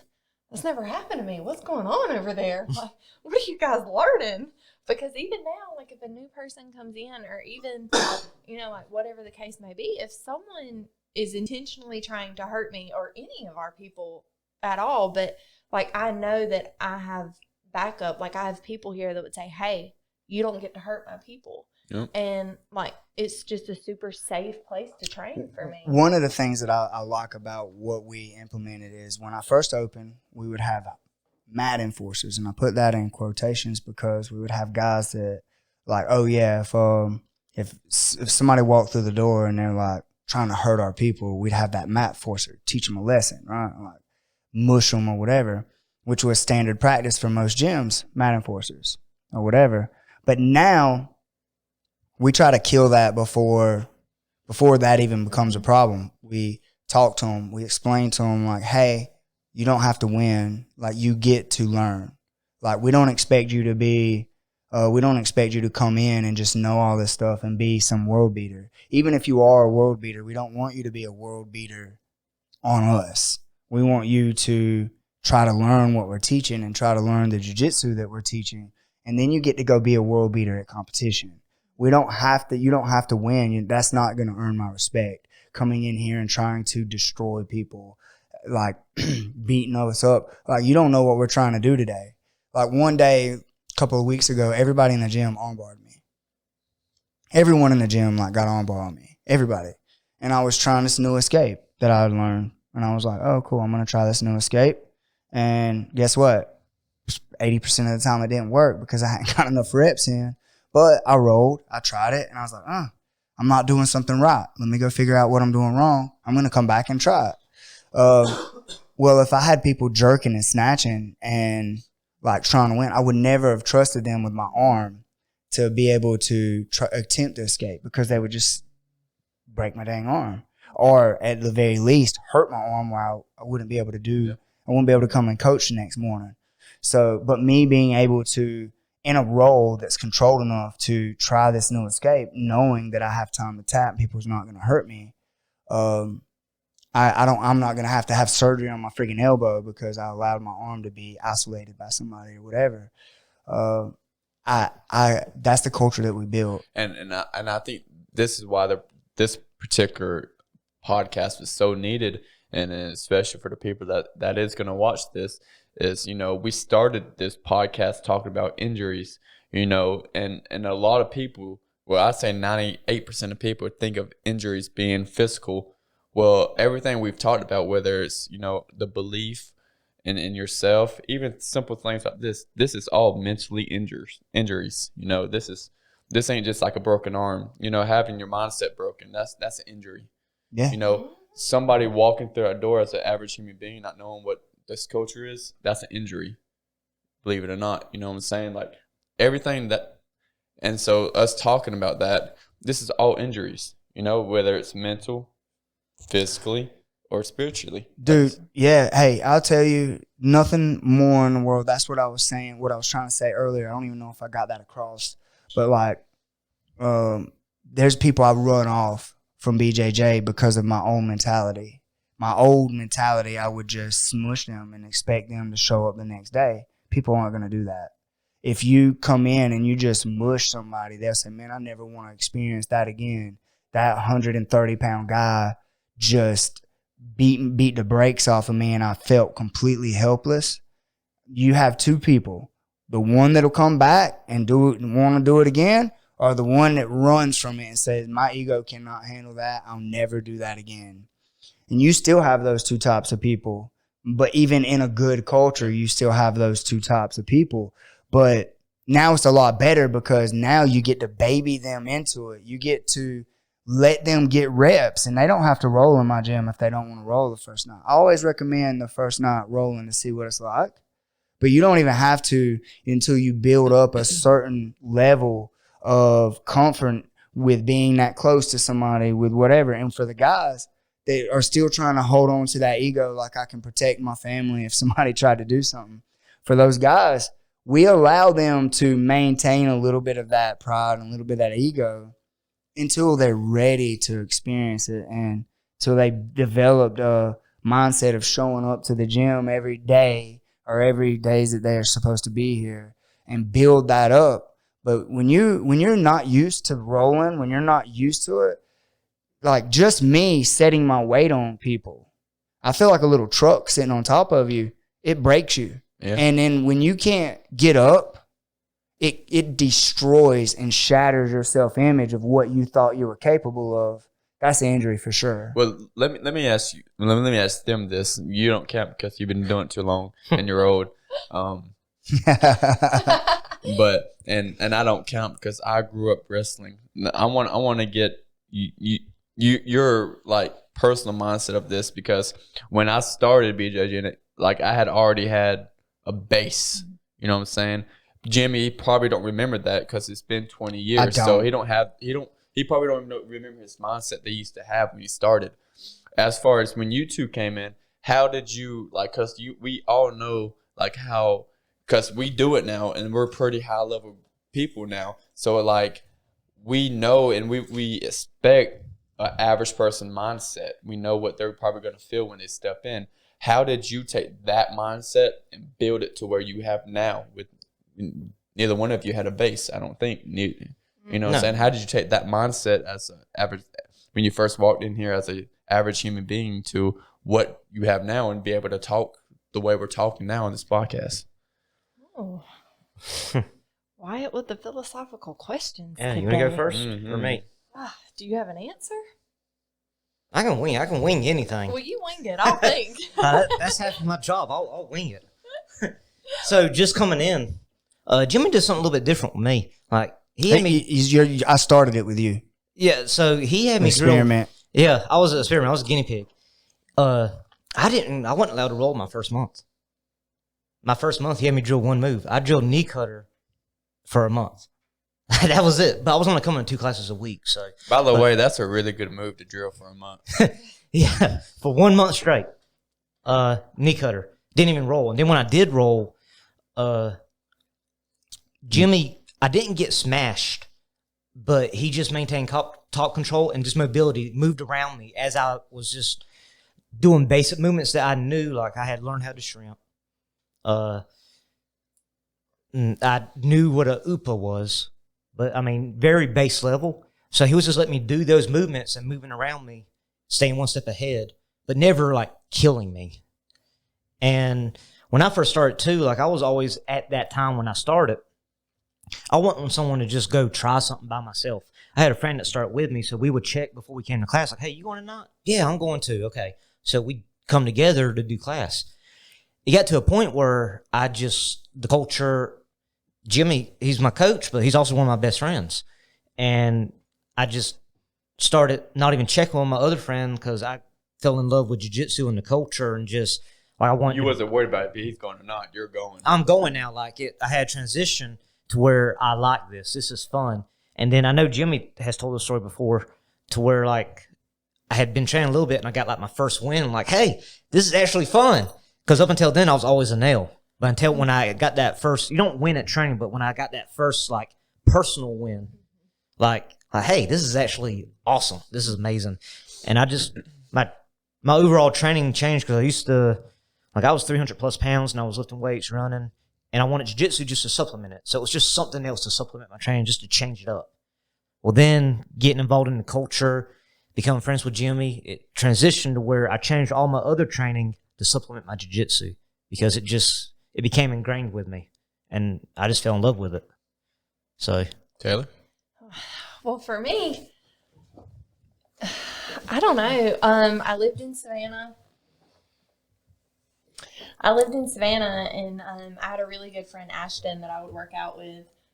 We would go to the gym. It was more of the cardio stuff, the weightlifting stuff. But I wasn't big into it. It was just something to stay active and not gain 40 pounds in college. But I moved back and didn't have any friends, didn't have anything. I started a new job, and my mom was like, let's go try this fitness kickboxing class. Like, sure, Mom, let's do it. Little did I know that he had already met my dad, and he was a patient at my dad's office. So, anyway, we came in that day. Chiropractor. Yeah. Her dad's a chiropractor. Which is amazing. But I couldn't live without chiropractic. He's the gym doctor. But, y'all, when I tell you that I was ready to leave this place as soon as I walked in, I mean it. And I've said this story before. I don't know if I've said it on a podcast or not. But I didn't know anything about jiu-jitsu. I didn't really even know anything about wrestling or any of it. And I walked in, and there was this man in a rash guard and compression shorts. She says a man, but. This man, baby. Grown little man. Grown little man. Y'all, I didn't know. I said, oh, my gosh, what have I got myself into? I was like, this isn't for me. This is weird. But we were already here, and I'm one of those, like, I can't just give up. I can't just say, oh, no, I'm not going to do it after I'm here. So we did the class, and it was actually pretty fun. Had a good time. Training with my mom, it was great. We were laughing and joking the whole time. But one of the girls that was working here at the time, Beth, and I know I've said this story before, but she said, you've got to come back. You've got to do it. Do jiu-jitsu tomorrow. And because I told her I would, I don't know why I told her I would, but I told her I would. And I showed up the next day, and that day I made friends. Like, the people in our gym became my people. And that's why I stayed. I didn't stay because I wanted to do jiu-jitsu. I didn't stay because I wanted to do a combat sport. I stayed because I had started building a relationship with these people. And jiu-jitsu didn't become my lifestyle till probably about 6 months in. And that's when I got my first personal win. And because every time I would take his back, he would stand up and he'd shimmy me down, and I would just forward roll off of his back. And I finally figured out how to stop that. Grab the ankle, roll, he rolls with me. And I remember screaming like a little girl, and I was like, oh my gosh, I figured it out. I thought she was hurt. I thought, what'd I do? I stopped. I stopped the roll because I was so excited. And that was the point when I was like, okay, I can do jiu-jitsu. You said something I don't think you had really like processed what you said, but one of the personal injuries that I think everybody deals with is the whole thought process of cardio. So like doing cardio, if I tell you to do sprints, you're like, F that. Like, it's not happening. You get that feeling to where like you're just I get it, and I'm an athlete myself, and I get it all the time. And in jiu-jitsu, like, you're so worried about, I'm gonna get bam with this triangle. Oh, I'm gonna get it. You're so tired, but you're just like, I don't know. It's just like your body just. Now, other than competition, because competition is something else. But like, and in here, it's fun cardio, man. Yeah, it's it is. Okay. Like I was telling y'all before we start this podcast, like the guy I lift weights with, he had me do like the sled drags a day. Man, fuck that. My legs were jello. We were just doing like 90 pounds, and we did 4 sets, and you go down and back 4 times. That's it. There were 3 of us, so I'd go. Then I had a break while them 2 traded off. Then it was my turn again. Second set, I'm like, yo, I'm done. And then one of them, I guess that man pride ego, like, come on, waiting on you. Like, it's your turn. It's your time. It's still your set. I'm like, I ain't gonna lie though. I said take a 45 off, and I just did it with a 45. Dude, when that reminded me of a meme that I seen, and it fit me so well. So like, I started working out with Bam Bam a little bit and just lifting weights, and they was gonna do this running competition, like 20 miles in a month or something. Oh yeah, I remember that. And I was like, nah, I don't run. And 2 weeks in, and they was like, well, you can't do it now. And I was like, I'll run 8 miles. And I'll run 8 miles tonight. Running's easy. It sucks, but it's easy or whatever. And I'm going to add on to this after you get done. And they were like, no, you can't run 8 miles. I'm like, wait. Y'all wasn't. Zach was. Well, they told me that there was no way. There was no way. There was no way that I could run 8 miles, and I don't run, because I don't run.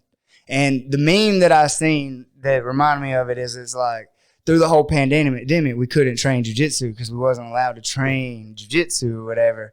So we was like running and stuff. And I was sitting there thinking like, or the meme was like, what am I running for? This is why I train to fight people. Like, so I don't have to run. Like, it was funny. Well, I was going to say, what ended up happening after Zach told you, not y'all, not they, after Zach told you couldn't, what did you do? Oh, I run 8 miles, and that night I run like 8 some kilometers, and I was 0.2 from running 8 miles, but I had quit because I had it on kilometers, but I like went over, and then I shut my app off, but I walked 2 miles after that. That was it. We have a group messenger. He messaged in the group because we all had downloaded the same app. He goes, how do I get it to stop and record my time? He was still running, but he was scared to stop running. I didn't want to erase it. Because he didn't want to lose his time, because when you hit stop, it said, do you want to close it out or whatever? And he thought he was going to lose his data. So he messaged in the group while he's running, like, how do you stop it? I can't stop running. Someone message back quick. Yeah, somebody help. Somebody help me. I run 8 miles just off of sure will because Zach said. There you go. Yeah, I fixed it. Zach said, you ain't going to run 8 miles. I don't care. You don't run, you're not going to run 8 miles. And I said, dude, I can run 8 miles. It's a mindset. It is just mindset. Like, y'all both won. Technically. Technically. Well, I walked 2 miles after that. Okay. Yeah, but because it wasn't recorded because I didn't want it to mess up my time. Because if I but let's be real. If I would have walked the last 2, it would have messed up my average mile per hour, and it was like I was running. I run what was it like 7:50? Yeah, it was good. 7 minutes. 7 minutes 50 seconds a mile or something like that, and I run 8 of them. Yeah, that was my average time. And what I was gonna say was too, like you had 7 kilometers. Like it's a mindset. You were going to run 8 miles. It's like if you knew it was miles, just 0.2. You would have ran it. Yeah. Like at that point. So he wanted, like, y'all were picking at each other, having fun with it, you know, and he's like, well, really, you didn't. You did kilometers. But you would have if you known it was miles. Right. I mean. And like I said, I walked the last 2 miles to cool down because I was hurting. The next day, I thought I was going to be super sore and like painful, whatever. And they were like, this was you too. Oh yeah, I bet you don't run tomorrow. You're gonna be sore. I did say that. And the next day I run 4 more miles, and then the next day I run 2 or 3. I don't remember, but I caught up with Bam Bam, and Bam Bam was the leader. He was winning the thing. So and then that competition, I think I ran 2 miles the next day. Yeah, like, you ain't gonna beat me. In the 3 days, and they had been running for 2 weeks. In 3 days, I caught up to the leader, and then I didn't run the rest. And I was like, I just wanted to show y'all I could. I don't care about this competition. I did finish my 20 miles in a month though. Yeah, you, Zach, Jacob, you didn't finish, did you? No, I didn't finish. I thought it was only a couple of us. Yeah, I think it was just you, Zach, and Jacob that finished. I would have looked back because you can look, but I haven't really been running, and now when I do, I just don't care. Like my time and stuff. So I deleted that app. I still have the app because I like being able to show, like, no. I can run. I choose not to run. Look, this one time, look what I did. This one time, look what I did. But I chose that because I was trying to prove, Zach's one of my students that I care about. Yes. And I wanted him to understand that everything in your entire life is a mindset. And now, like, he truly believes that. When I tell him, like, I run for a different kind of cardio, because to me, running, it still is cardio. It's a steady state cardio. With jiu-jitsu, it's picking your time to explode, picking your time to exert that energy. It's not cardio the entire time you're rolling. Again, competition, way different. Running is just that steady state cardio, and I still like it. Zach, he's like, that ain't cardio. It's just your mind. Like that's what he says. It's like, you ain't trained nothing but your mind, man. Like it ain't cardio. I believe that wholeheartedly. And like I was sore, but I wasn't that sore. Like it was literally like, oh, let's take an Epsom salt bath. And it wasn't like I'd just been in an MMA fight where people were kicking me and punching on me, or a kickboxing match where people were kicking and punching, or, you know, it wasn't even like I went and competed. I was sore, but not like, I can't do anything sore. But I went and did squats with you. And for the first time in my life, because I've never really lifted weights, I experienced not being able to sit on the damn toilet because you were so sore. Yes. That is sore. See, that ain't – the worst part is the sitting down is okay because after a certain point, gravity takes over, you're going to sit down when you get done and you got to stand up. That's what sucks. To me, it wasn't that bad standing up. No. It was the seat. Sitting my butt cheeks on the seat. Oh, your glutes were sore. Yeah, that maybe for some squats, but when I got you doing like the glute ham raises and like the reverse hoppers, that's what hit that. I don't even know. I just know that I could not sit on the toilet. Yeah. It hurt. It hurt bad. But I want to finish this thing up real quick because we've been at it for about 2 hours. I was now. going to say one more thing. Then, even if y'all kept going, I was going to have to head out. But No, I want to finish this up, but I want you guys all to kind of like say and kind of just talk about, your how it benefited and whatever you was going to say and that type of stuff. Well, I mean, I've done podcasts with you before, and I think we've already talked about my journey and how it benefited me. So I want to get in all that and take up the time. I just want to say, when Wyatt's question, like, how do you feel, the mindset you got here, and me and Taylor answered, I just think it's, like you said, you started that with me. Like, how awesome and cool is it now, like, being Staples here? Like, now I'm your head kids coach, your first purple belt from day one. Like, you've had other purple belts, but from day one to now. Yeah. And Taylor, like, she's like the person that people see when they come in the gym. Like, she is the face of the gym, setting up appointments and administrative, signing them up and everything. Like the closer, like, and about to lead a women's jiu-jitsu class. I mean, like, how amazing is that? So I'm gonna be honest with you. I never really thought about building. Like, one of my goals is to build an empire, right? That has been one of my goals for a long time, and I wanted people to know how good I was. So it's funny. I want to say it. It's a short story, but I know we was talking about getting off. But this short story matters to my mindset or whatever. So I'm going to say it. A friend of mine posted the other day. It was a story that really hit my heart, and I thought about it. And you ever heard the saying, "It's lonely at the top"? Yes. It's not true. It's lonely on the way to the top. But once you get to the top, there's a party going on. There's people up there. The problem is that when you start climbing that mountain to the top, you're leaving your old people behind. You're leaving your old groups and your old crews behind. And on your way up, they're like the crabs in the bucket where, crabs, you don't have to put a lid on a bucket of crabs, because if one starts getting out, the other crabs will pull them back down. That's why you don't have to have a lid on the bucket. Well, it's the same thing with your circle and the people that you're putting yourself around. When you're on your way up, they're constantly saying, well, that you're changing. You're not the same. You forgetting where you come from. Like, all these terms that are used to hold you back so you don't grow. So you don't grow to be a better person, right? And so all your friends see you climbing up the mountain, and it looks a lot like work, and a lot of them don't want to come. A lot of them want to stay in their old ways. They want to party. They want to drink. They want to continue the same cycle of life that they've been, that they're comfortable at. And they want you to be back where they are. They're not, but you're getting on this level of thinking to where you're climbing up, but you can still see down and see all your friends and all the people that were behind in your past, right? The problem is that when you start up, and they say it's long at the top, the people are up so high that they don't see you yet.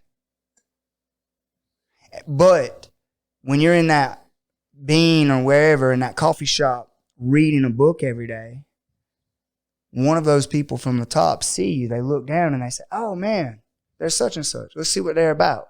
And they say, hey, read this book. This book will help you. Hey man, let's talk about these things here. How much do you know about this? Oh, cool. Let me teach you about this. And they reach their hand down, and now they're helping you up. They're helping you back to reach the top where they are.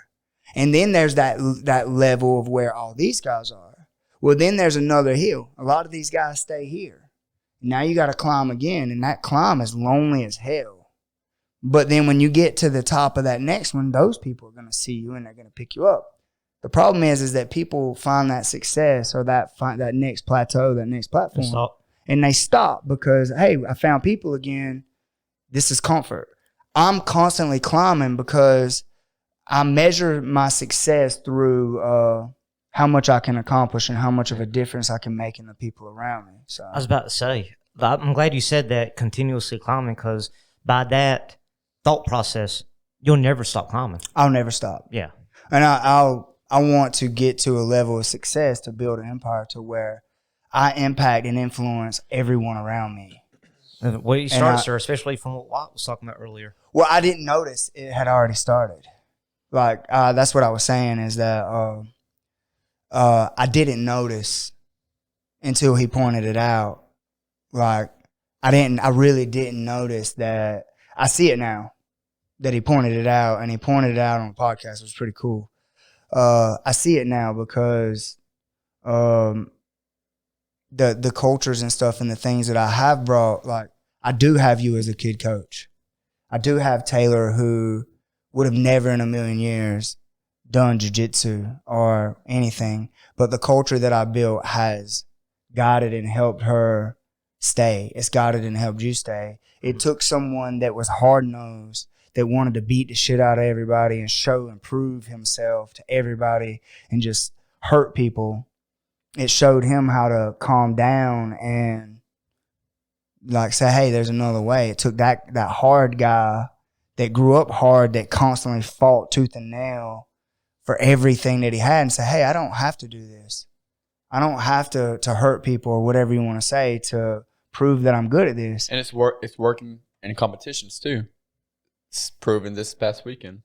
You know, that culture works. Yeah, it does. And the cool thing about our culture, though, is that we get to try in one of those hard-nosed gyms where people are knocking each other out or giving each other concussions or slamming each other and trying to take these backs. In those cultures, their guys, their top-level athletes, aren't getting put in hard positions because they don't want to lose training.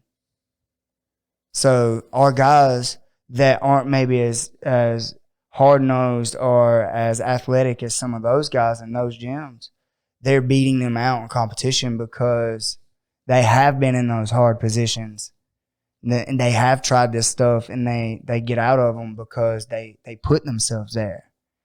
Someone like at those hard-nosed gyms, people are having to force these guys there. So when they get forced there, what they weren't put there by choice, and they break.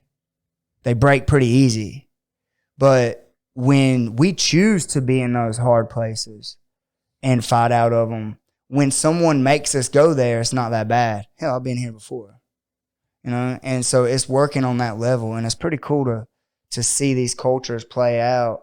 And I try really hard to influence Steven's culture in the way that I know ours needed to be, and the leaders that we need in our gym.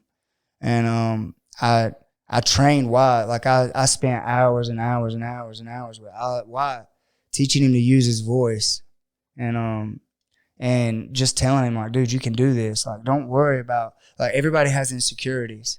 Everybody has these things that we worry about, but those are yours to have. No one else knows what you're insecure about. And if they do, it's because you allowed them to get close enough. But you know yourself better than anyone else. You know all of your flaws. I just know what he shows me of himself. I just know what you show me. I know what Taylor shows me. Like your face, so to speak. I know what you guys choose to show me, but I don't know your internal struggles. I don't know what your injuries. Yeah. I don't know what those are to you. You know what I'm saying? And y'all don't know mine. Y'all don't know what I struggle with or how far. I was telling Taylor yesterday, like, how far I've come. I could tell you guys my story, but none of you guys, unless you lived it, you're never gonna know. You're never gonna really understand the mental abuse and the things that I've been through that I had to overcome just to get on this level of playing field with you guys or with the other guys that are on that success level. They don't know the hurdles and the things that I had to overcome. I had to learn to say no. I had to learn, like, early on, like, I didn't take Tylenol and stuff because I watched pills destroy everyone around me in their lives, and I watched it. So I wouldn't take Tylenol. It's like, nah, man, that shit leads to breaking you. Not like I had to physically make that decision to hurt because I was scared of Tylenol because I seen what drugs and pills and all those things, I seen what they do to people.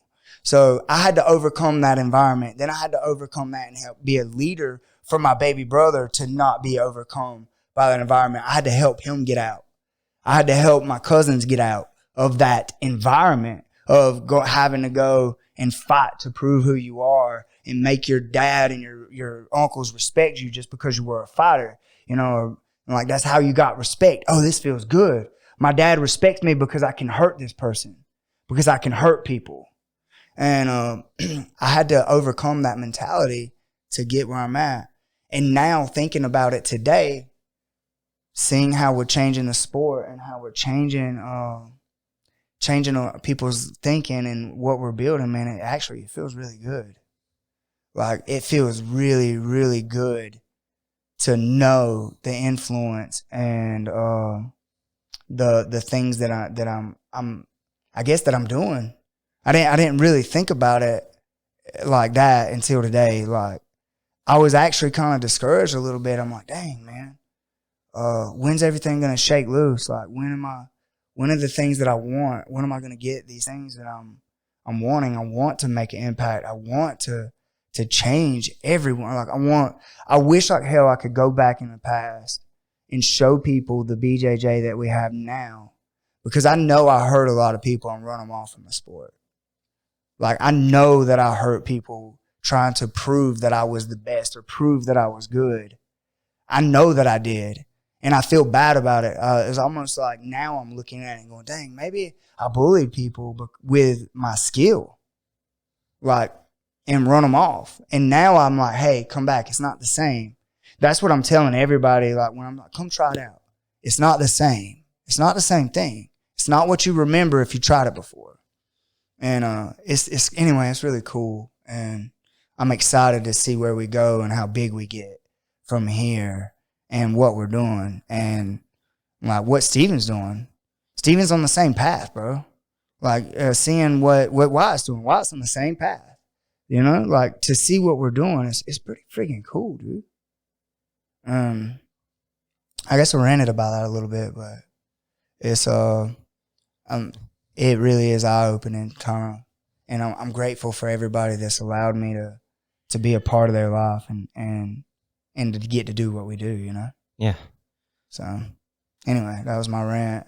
Wyatt, you got anything? Bam, you got anything? No, I was gonna say just closing statements. I mean, I'm good. So why? Yeah, just my closing. You know, you said something about how it benefited us, and you know, obviously, I just said my struggles, but one of the biggest things, you know, not a lot of people knew about was, you know, I was so self-conscious of my voice, you know, speaking out, the accent that I had, you know, when I was in my freshman and sophomore year. Well, in my 8th grade, I was super good at football, super good. I had 1,500 yards in my middle school year, which has never been done before in the state of Georgia in middle school, and I was super good, and everybody had high hopes about me. And going into my 9th and 10th grade year, I had those seniors and juniors who really destroyed me. They really messed me up mentally by the bullying and picking and everything, and it ruined my football career. It made me to where, like, I didn't really want to come to practice or this and that, and it really took a toll on me as a person.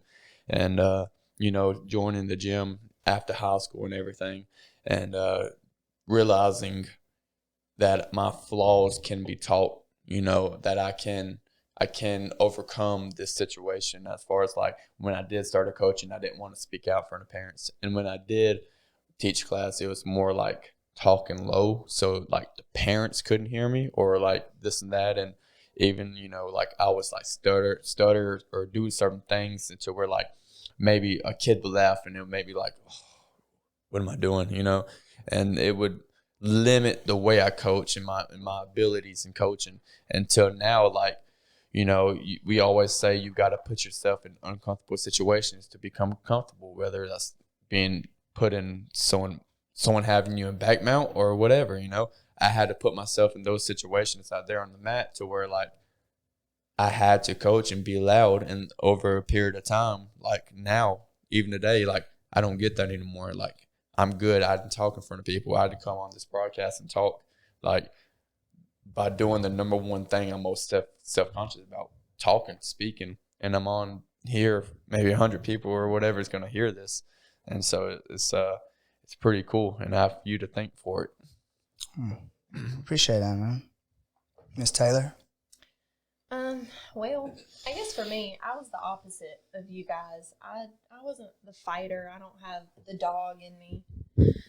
And even like in my everyday life, I'm the yes person. I don't say no. I don't stick up for myself. And like I've had several situations with jobs and personal lives where I've had to be like, oh no, they're being mean to me. And I wasn't speaking up for myself. So with jiu-jitsu and everything, it took me a while, but now like it's probably within my first year or so. Yeah, for sure.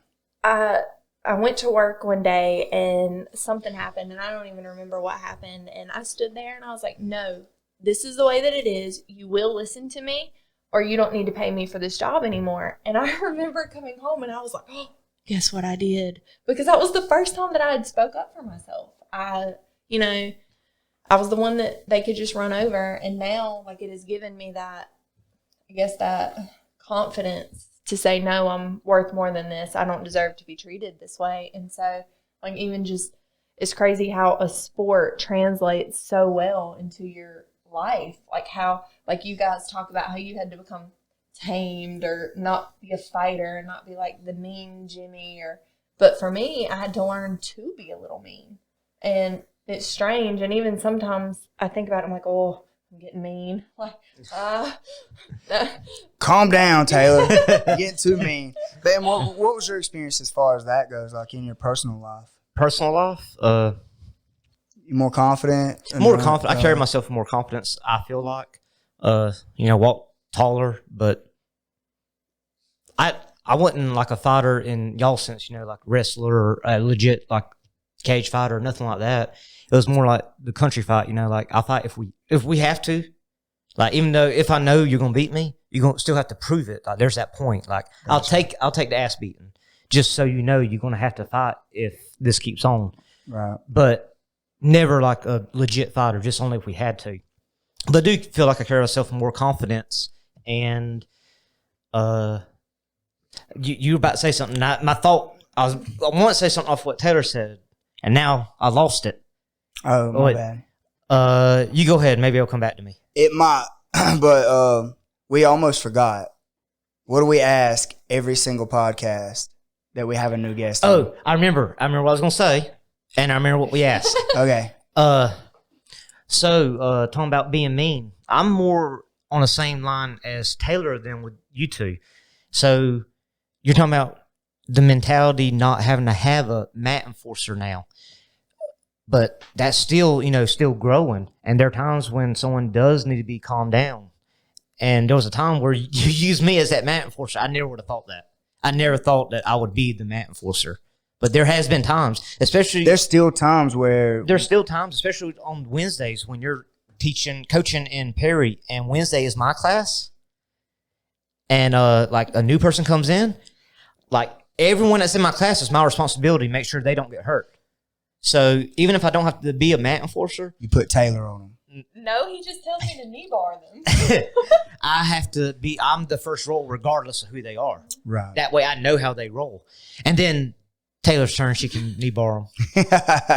But the question: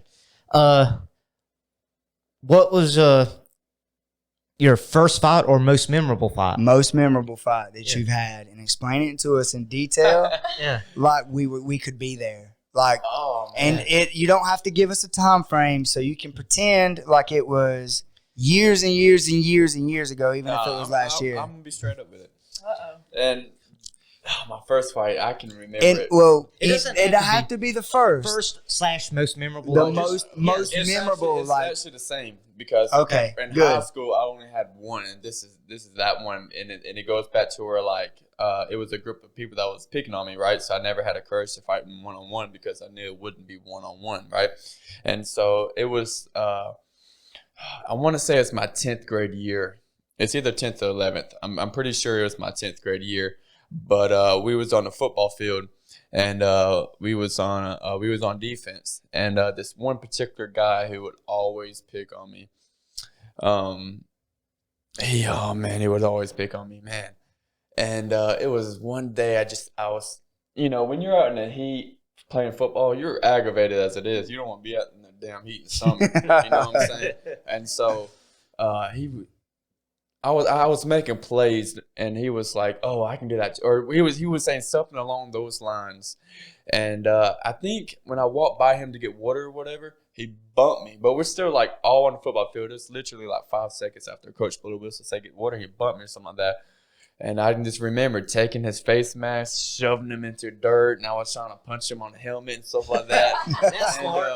And what I would never forget, and my friend that's coming over to the house later, we talk about it all the time sometimes.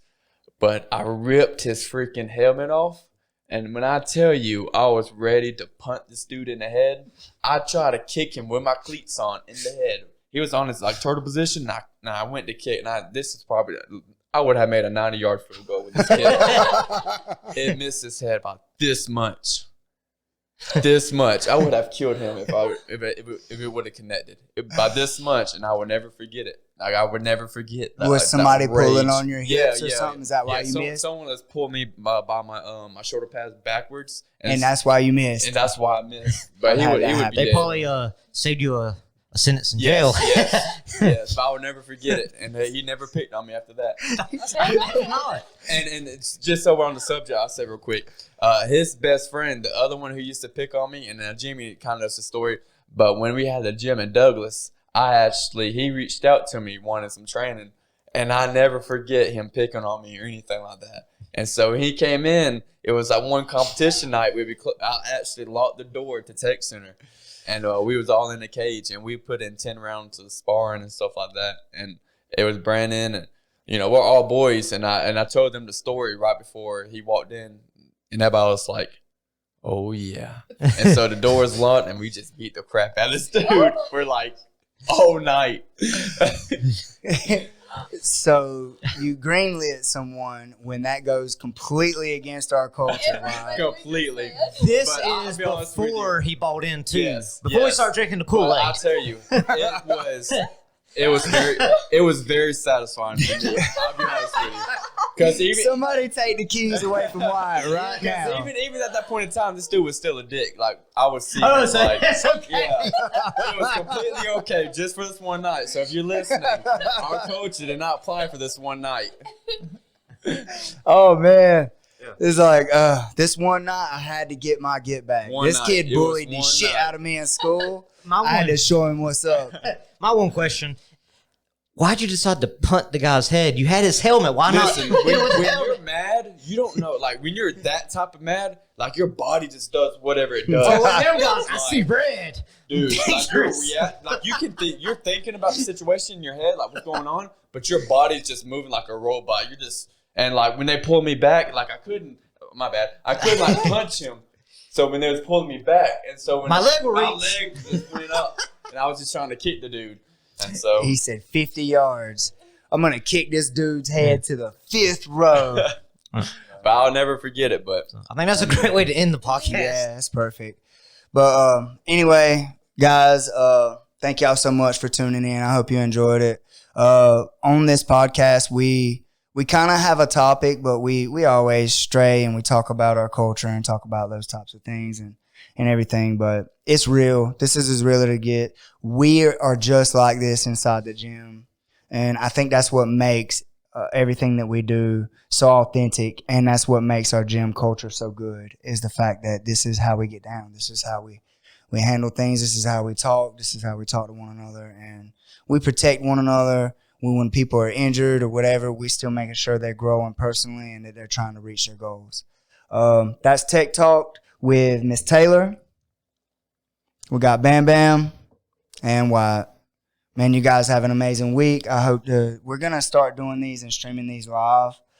We will get the schedule out when I post this. We'll figure it out. It's most likely going to be Thursday nights around 9 every week. I'm not sure about it. We may do it earlier, before class or something. It just depends on our schedules looking like and whatever, but we're gonna do this every week, guys, and it will be a staple in what we're doing so we can talk about the things that we're doing. Anyway, thank you guys so much.